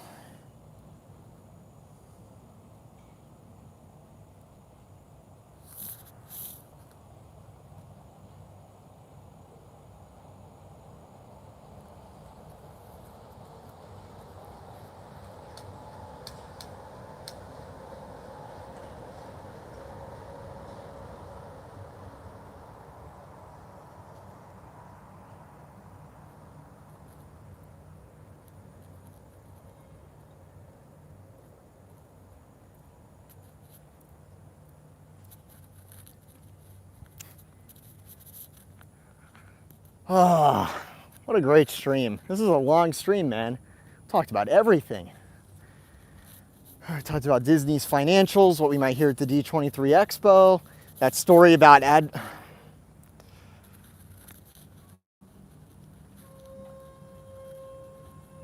Sorry, I had a thing pop up on my phone saying I have low battery. We're at 20%. What I was saying is, you know, that crazy story about Address Unknown, the intro sequence there. Yeah, I did the whole video myself. I mean, I didn't film everything that's in the video, obviously. A lot of that's archival video, you know, that people at Disney made a really long time ago, and very talented people at Disney digitized and things like that and released in small segments over the years. But yeah, no, a lot of that, you know, I did that whole documentary, man, the whole thing. I mean, I didn't make the music. I think that's every YouTube documentary guy's like goal, is eventually to be able to make the music themselves, or at least I'd like to get there. I know some piano, and I used to do band. I can play the trumpet, but I'd like to get to that point one day. But no, I licensed the music. It's not mine, so I didn't create that. But the narration, the animations, all the proprietary stuff, that was all yours truly. one-man band, which is kind of silly.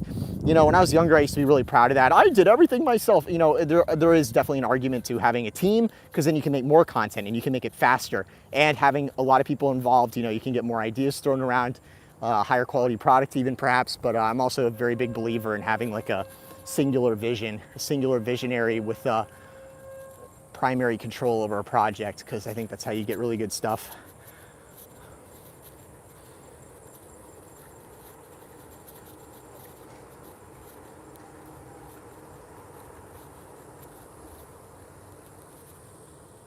What's up, B-Dog? Yo, what's up, Mr. Pie Man 7884? What's up? Yeah, man, so I really appreciate all the feedback on Address Unknown. It really means a lot.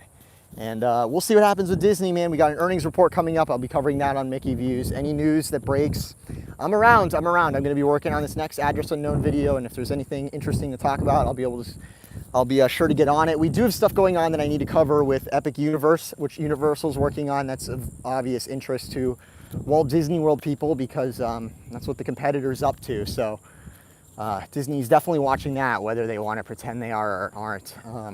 They have to be. I mean, it's a big, big deal for sure. It's a whole new park coming here to Orlando, and it's got Nintendo and all these big properties, so we'll see.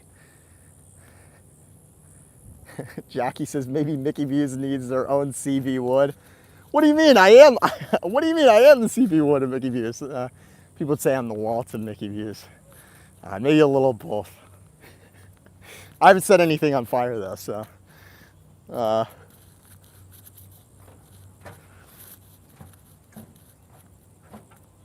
We are on this nicely lit bridge.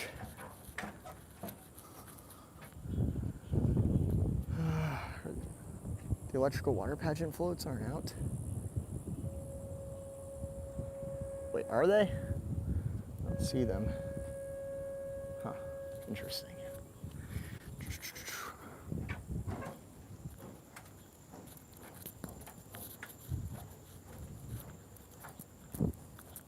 Got a flea on my ear. Makes that like high-pitched noise. Are you excited for Epic Universe? Yeah, I am. I haven't been to Universal since like 2015.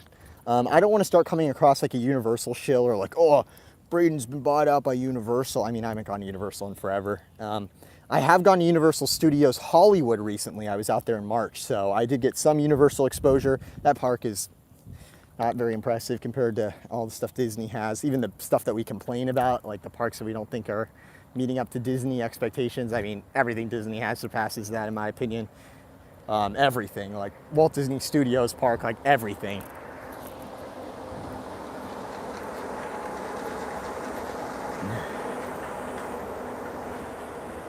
Superstar Limo surpasses what they got over at Universal Studios Hollywood, to be honest. I mean, Universal Studios Hollywood is kind of cool. It's built on a mountain, like it's built on the side of a hill, not a mountain, hill. So like it's really bizarre. You can look down into the park. It's like so bizarre. You're like, wait, there's more park down there. But that's a pretty silly park. The backlot tour is awesome though. So it definitely has its place. Definitely has its place. I don't want to bash it too much. I'm not a Universal disrespecter either. I just haven't been in a while to Universal Orlando's parks. I actually did stop by Castaway Cay. Wait, Castaway Cay, that's Disney. What is it called? What is the Mid-Century Hotel called? It's not called Castaway Cay. That's the Disney Cruise Line thing. It's something like that. It's like Cabana Bay, is that right? Something like that. The hotel, the Mid-Century Hotel, the aesthetics on that are awesome.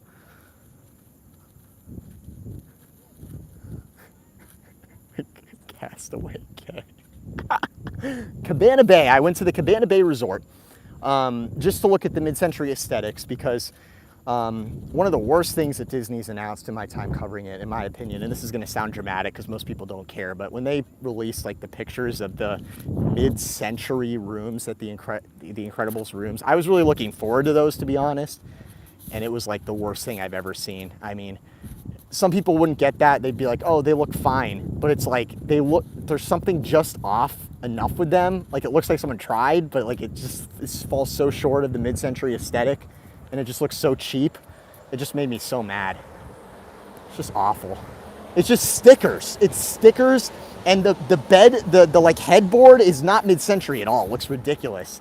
That whole room is just off, man. It's terrible. I have this interesting philosophy, I think, of like judging the hotel rooms. Like if you look at Disney's Animal Kingdom Lodge, those hotel rooms, you look at the furnishings they got in there, the African style, all the wood carvings, all this really intricate stuff on everything in those rooms. Like imagine trying to recreate that in your own home. Yeah, it's called Castaway Key, excuse me, the thing, DCL thing. But like imagine trying to create the Animal Kingdom Lodge room in your own home. It would cost a ton of money. It would cost like probably $10,000 at least. You look at the new rooms at Contemporary, you could create that exact room in your home for almost no money.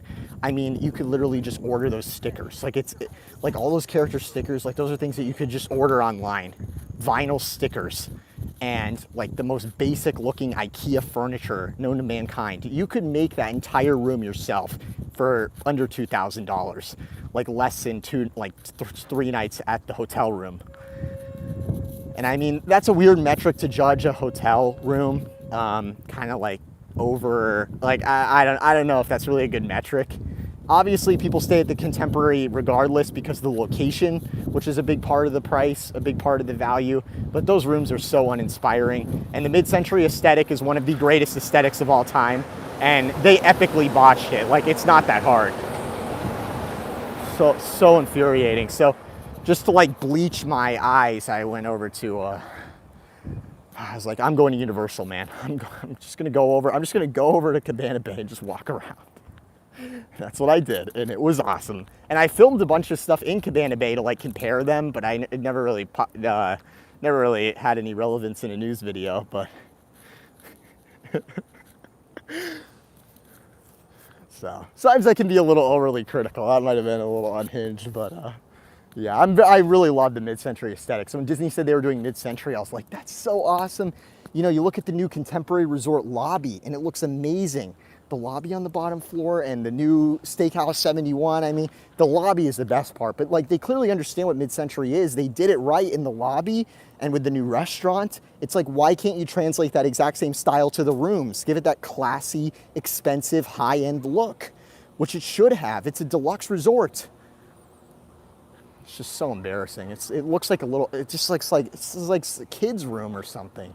And I understand that Disney is in large part for kids, but the hotel rooms, are they really for kids, or are, like, who's buying them? Adults are the ones that really care about the hotel rooms, let's be real.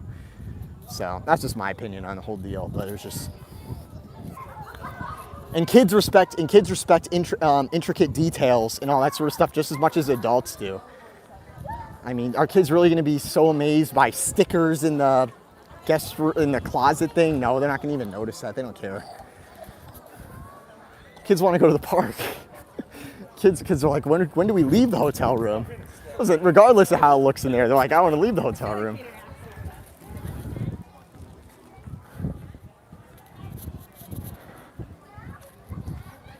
So,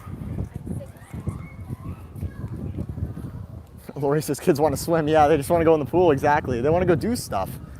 Don't you remember being a kid where you like, wow, look at these stickers in my hotel room, or you're like, I'm at Disney World, man, I want to go do stuff. You know, where's my chocolate milk at? Where's my apple juice?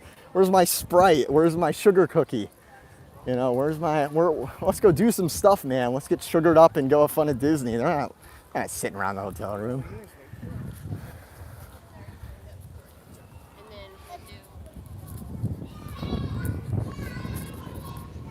Oh, I totally forgot about this. Animatronic Hub just asked, what do you think? Can you talk a little bit about the Country Bears update?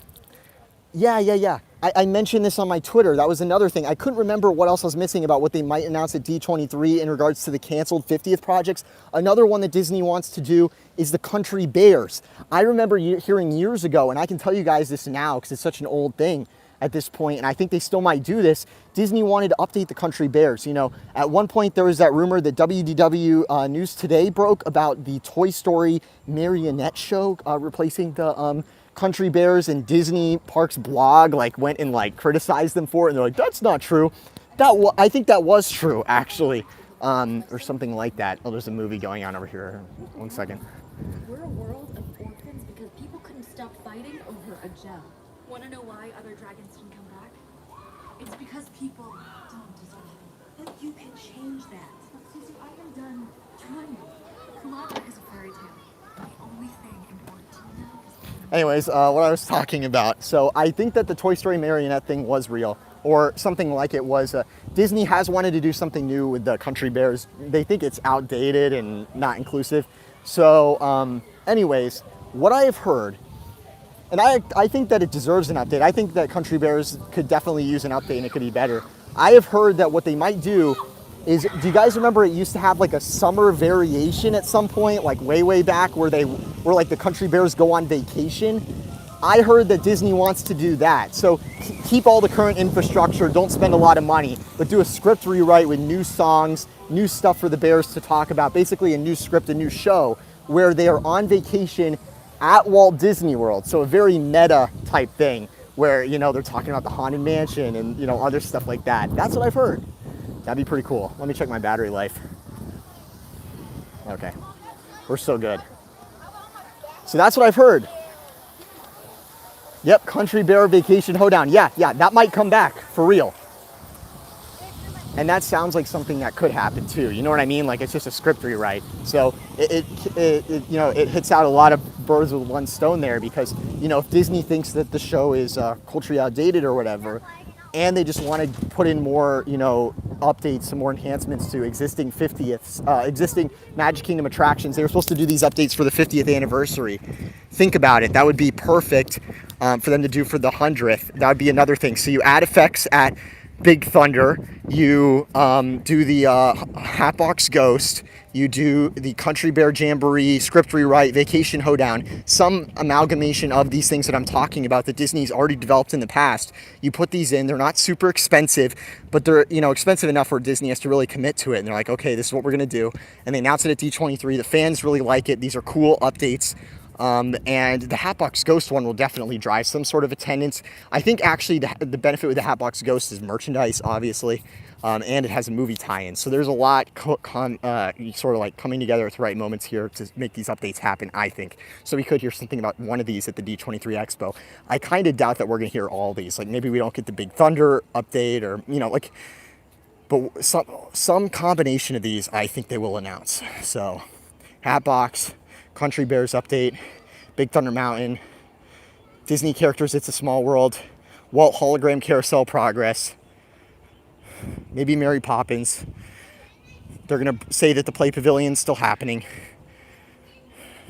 They're going to announce that Splash is closing, or it'll already be closed. We'll see. It's all going to come together here, man. That's my predictions for D23. I think they're pretty realistic.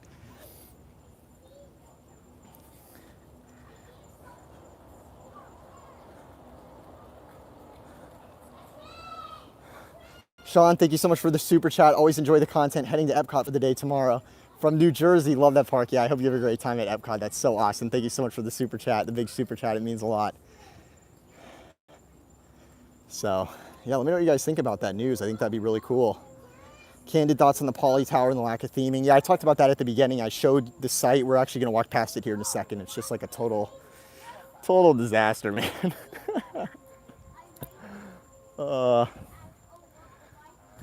Annual pass update. We have no idea. It seems like they're getting really good renewal rates on the annual pass, and they don't want to have too many of them out there.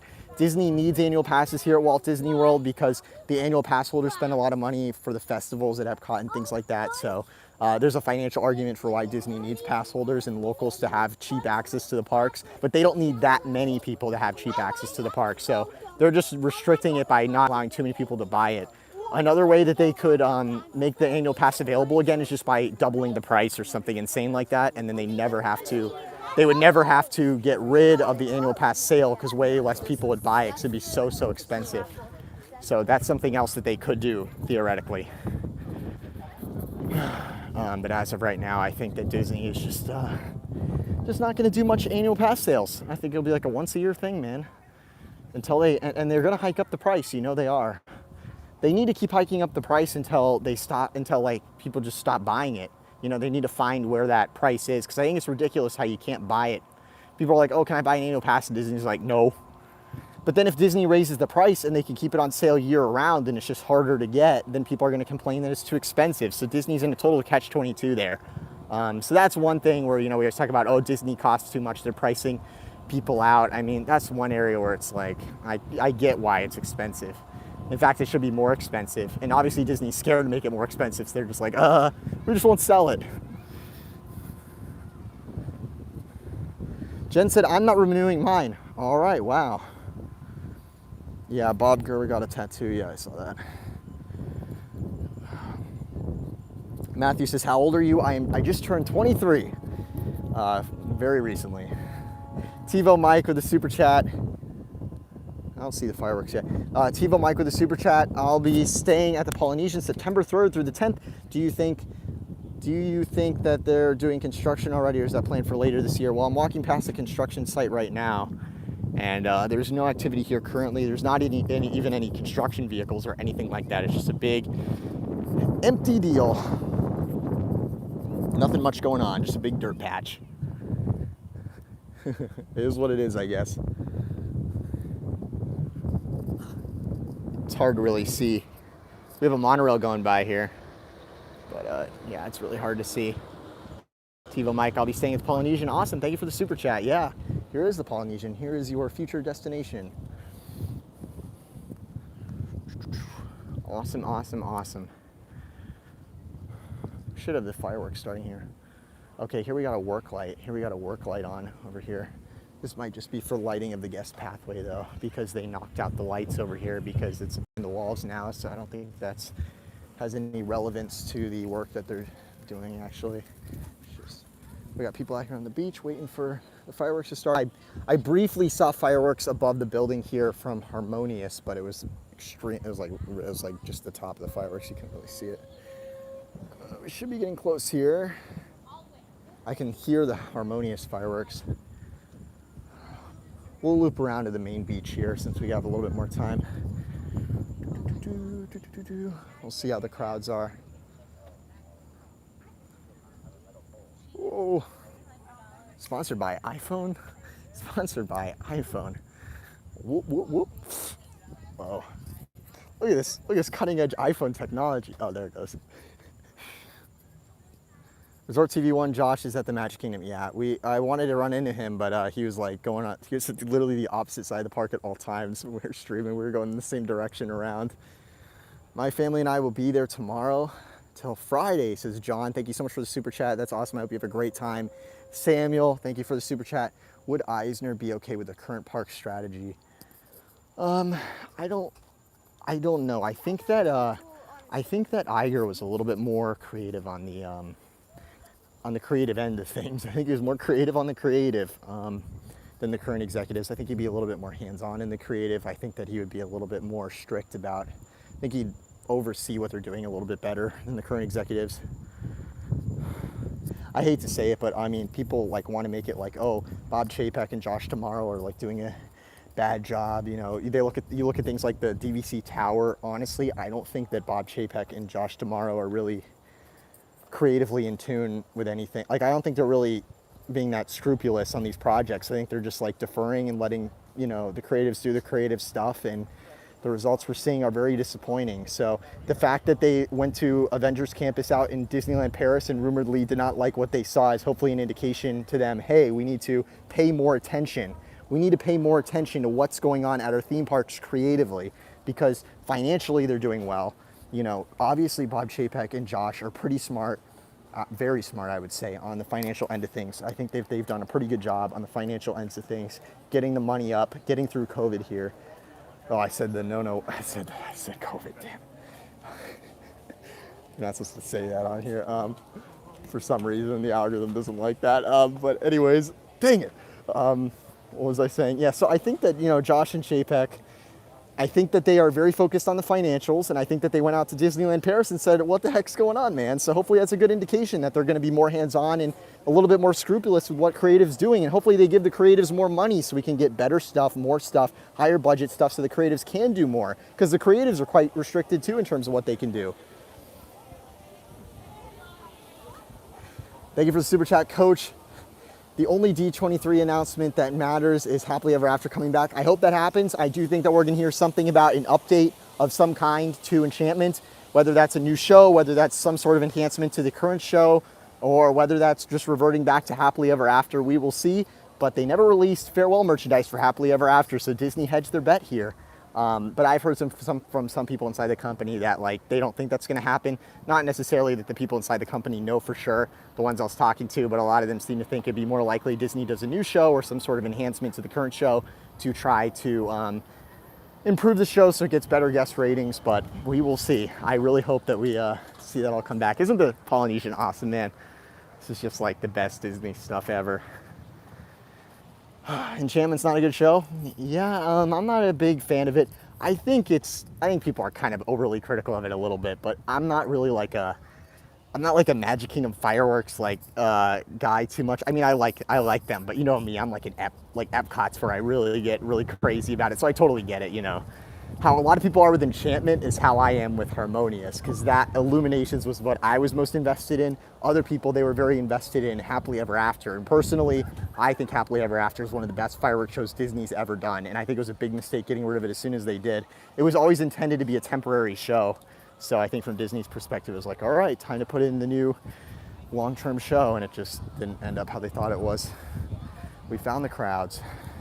John Joseph, thank you so much for the super chat. I have to disagree about Iger. I think that he's the one that Disney put Disney into the situation.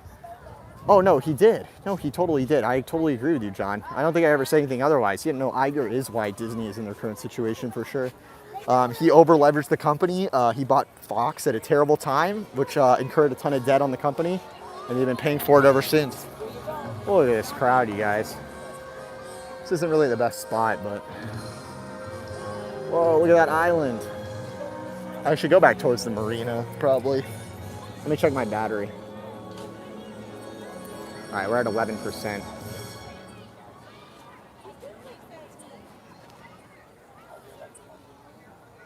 Thank you so much for the moderation in the chat, Adam. I really appreciate it. You got all the bots that come in here, and it's just nuts.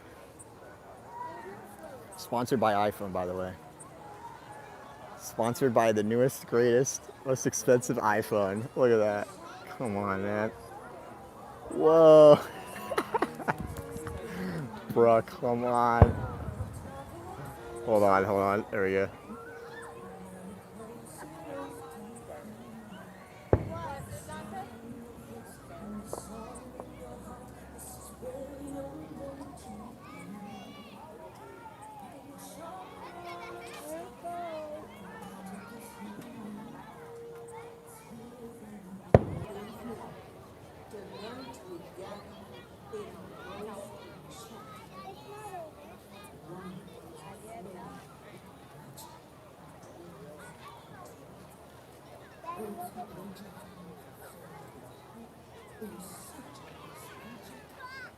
This narration is not very good. It's like hard to hear, even though the speakers are actually pretty loud here on the beach.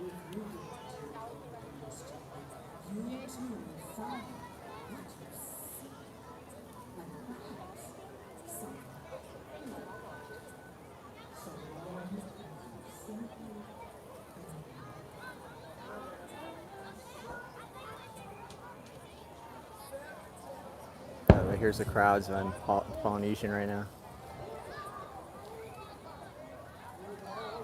Pretty packed house.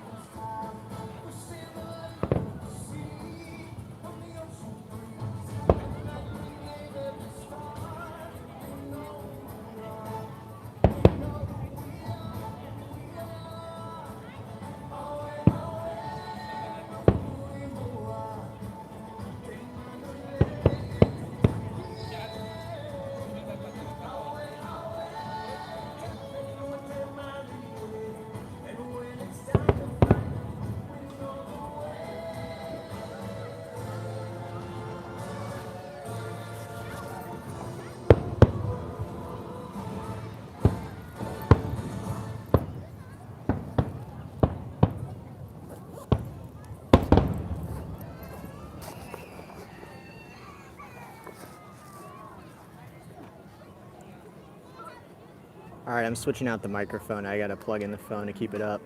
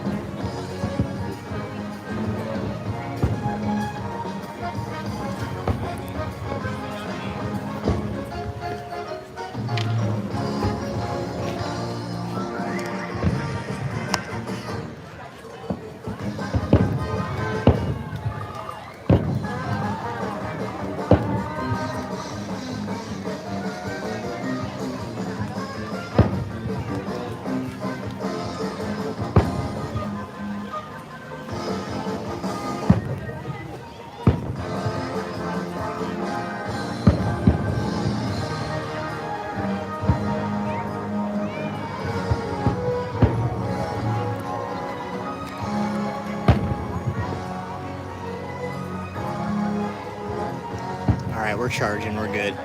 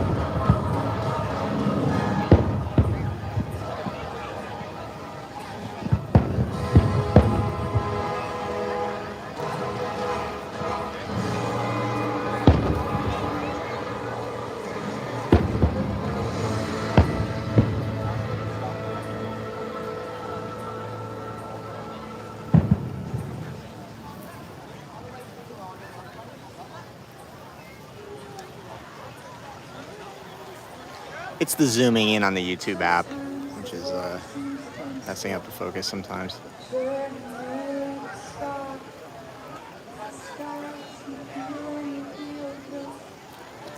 The speaker is somewhere over there in the construction zone, so I can't get closer to it.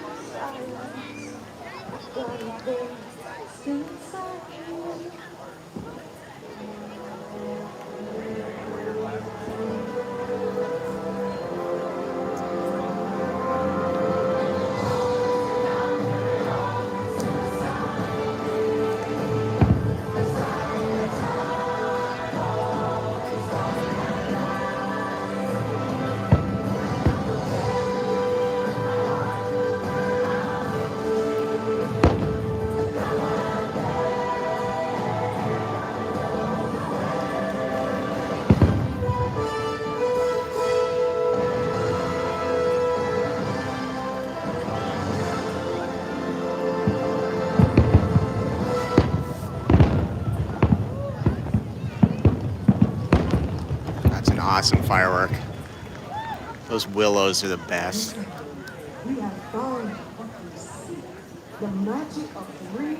probably the most expensive too.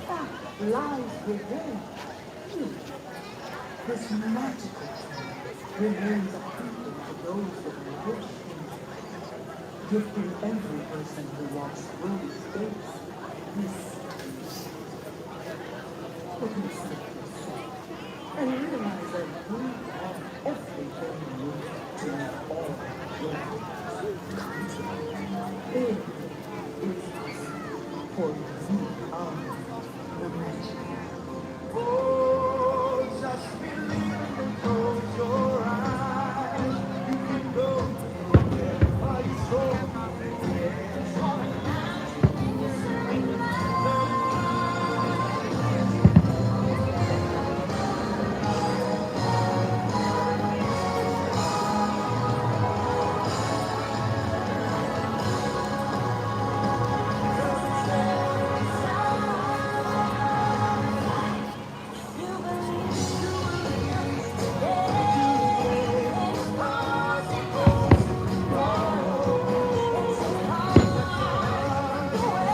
That's a photo right there with the boat.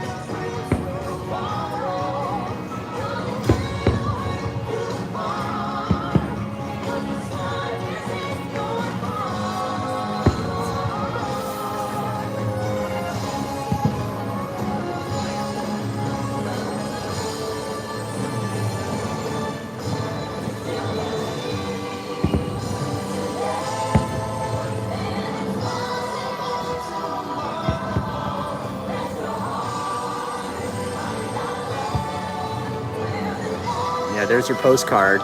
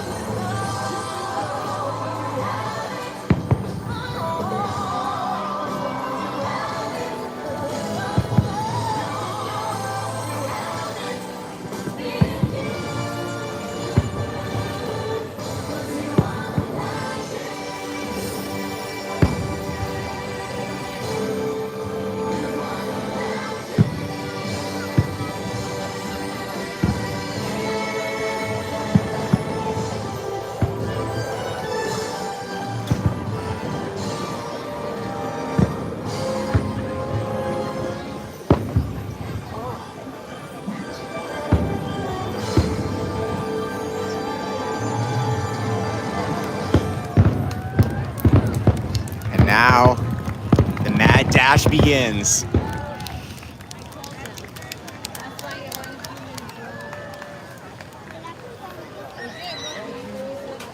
Oh man. Here we got some construction going on the beach. Busy, busy, busy out here. I don't want to show people too much. It's not a bad show. Not bad at all.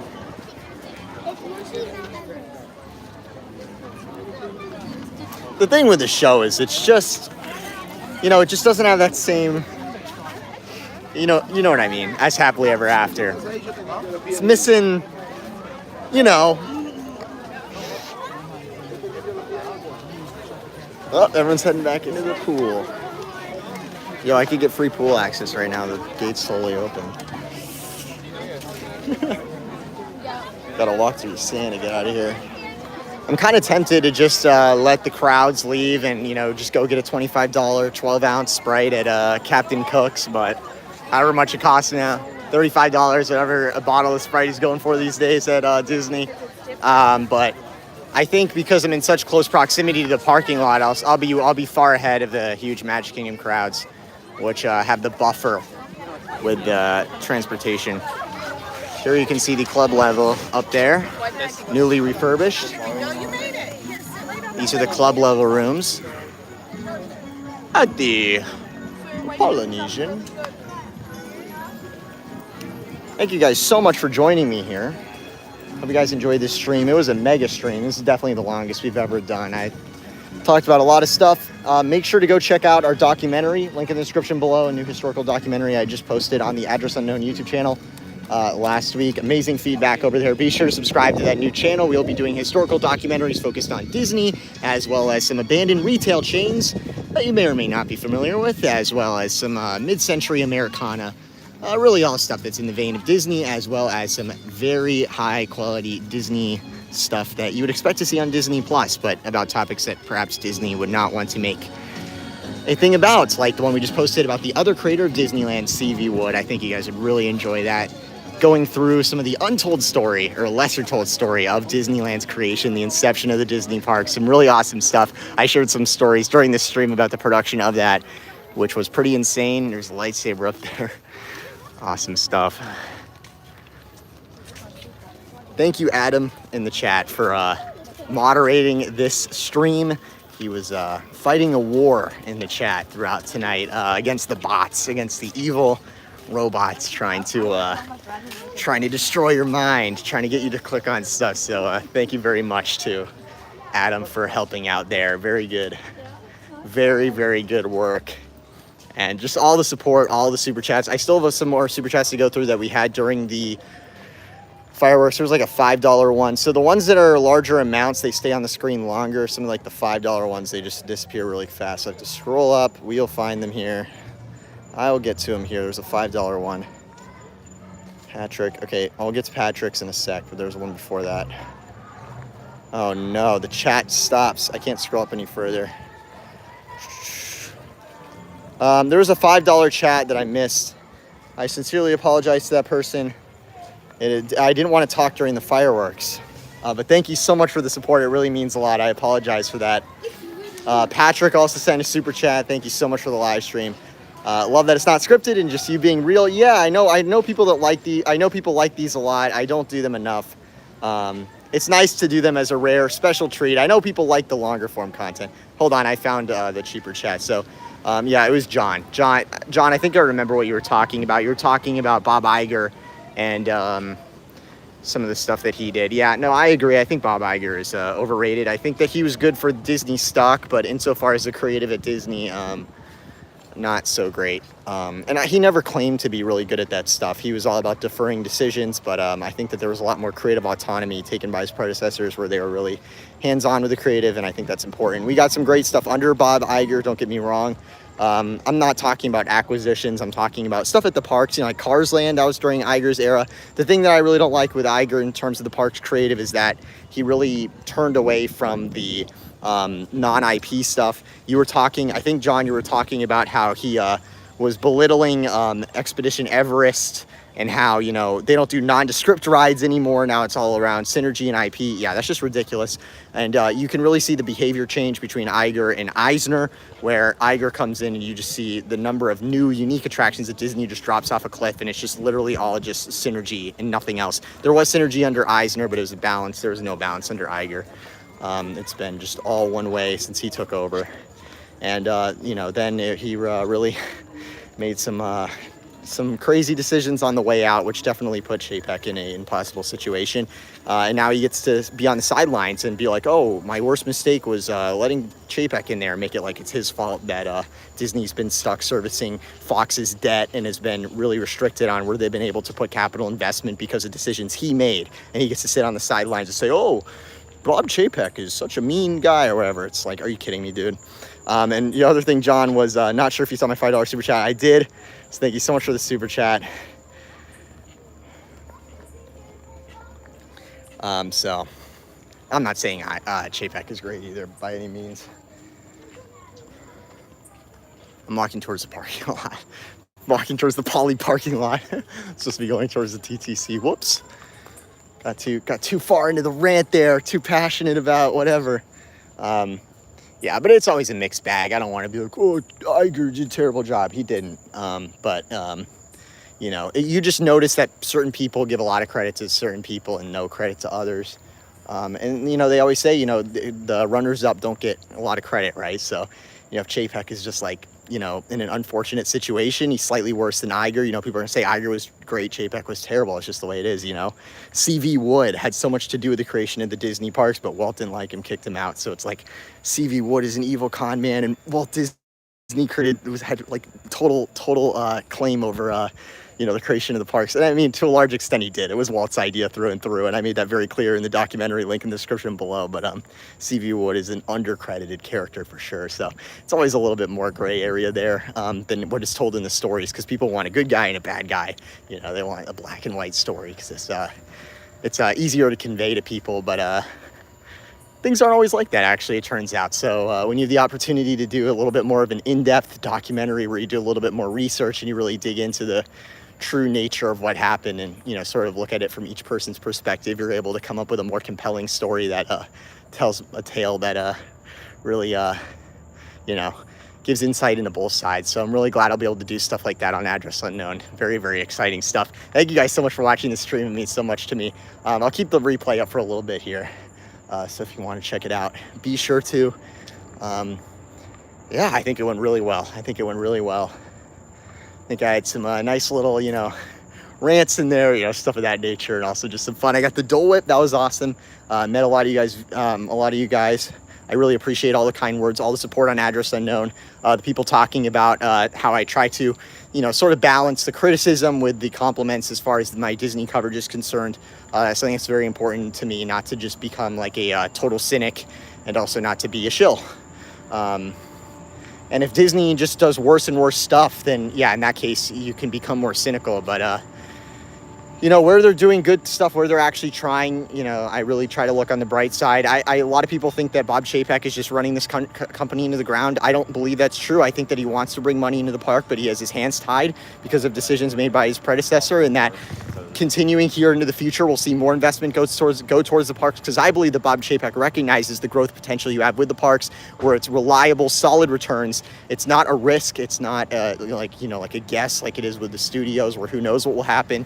The parks is something that will generate revenue and continue generating revenue, whether it's a recession, whether the economy is doing really well. No matter what, people are going to Disney and they're spending money and they want new cool stuff to do, and you can get an attendance spike by investing in these parks. And I think that's really, really important. So I think that really sums up my thoughts on Disney here today. That was pretty good. Dude, we missed the tram. No, tram bros. It's over. We gotta wait for the next tram. No. Wow. This and the Magic Band broke. Okay. Day ruined. No, I'm just kidding. I'm just goofing around. They got another tram right here.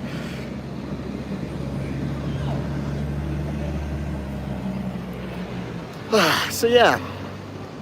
Not much else to say. I've been talking for 2 hours. Well, I'm talking for 217 minutes. 217 minutes. So, you know, there's no Mickey Views podcast, but you guys did get this, so pretty comparable lengthwise, I'd say. There's a tram coming around.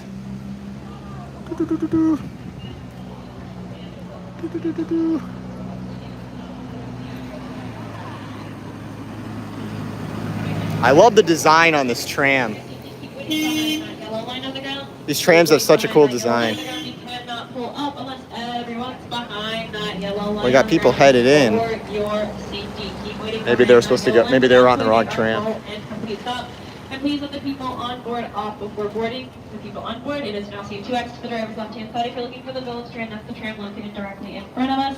Once your row is empty, you are more than welcome to come on board, pull down on the handle, pull the door in front of you. This is a Heroes tram making one stop. I just did what those people did. I went on the wrong tram. I almost went on the wrong tram. Whoops. There's no signs. Whoopsies. Oh, they went on the wrong tram. Those amateurs. Silly, silly, silly. I'm supposed to be on the villains tram.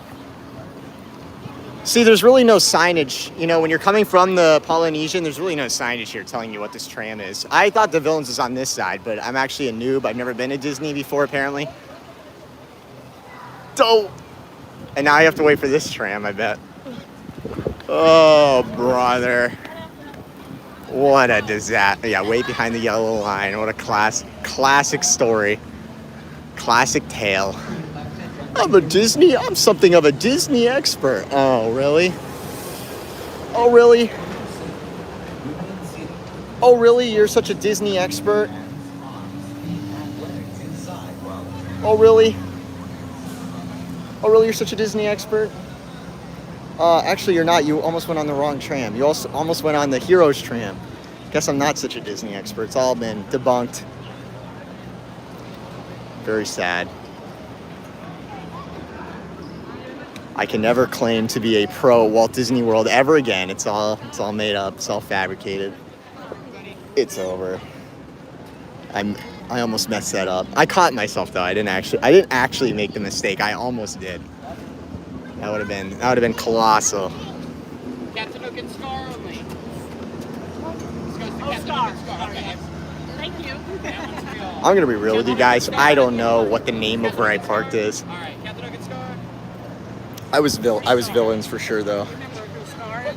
You know, I don't take a picture of my number. It's just locked in, you know. It's just like I have a GPS in my brain. Like I know approximately where my car is.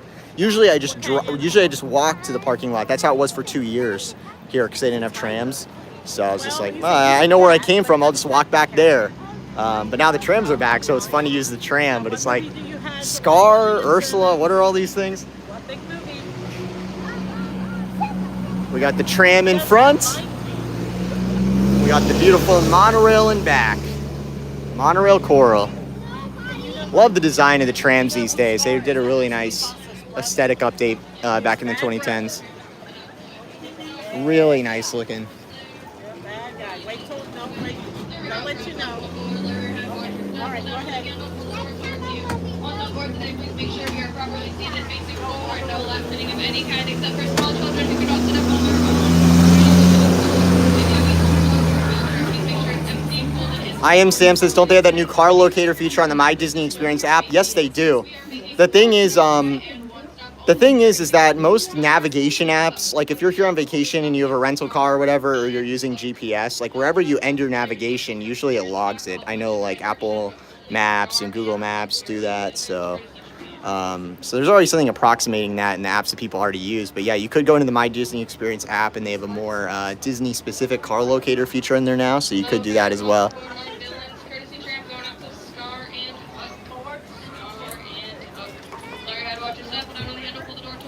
All right, everybody, it's been a long night. I'm gonna head out of here. Thank you guys so much for watching. It really means a lot. All the super chatters, everyone who just viewed, everyone who liked the video. Thank you guys so much. Everyone who interacted in the chat. An awesome day. I'll leave the replay up for a little bit, and I think that's it. That is it. So thank you guys very much. Make sure to head in the description below and check out our new channel, Address Unknown. Be sure to subscribe over there. Watch that video. Send it to your friends. It really mean a lot to me. It was a lot of work to make. More on the way over there. It's going to be awesome. And also I am going to get to work on a new sort of documentary report style thing here on Mickey Views with Epic Universe. We'll do a construction update over there. Try to do a fancy one. Got the monorail here.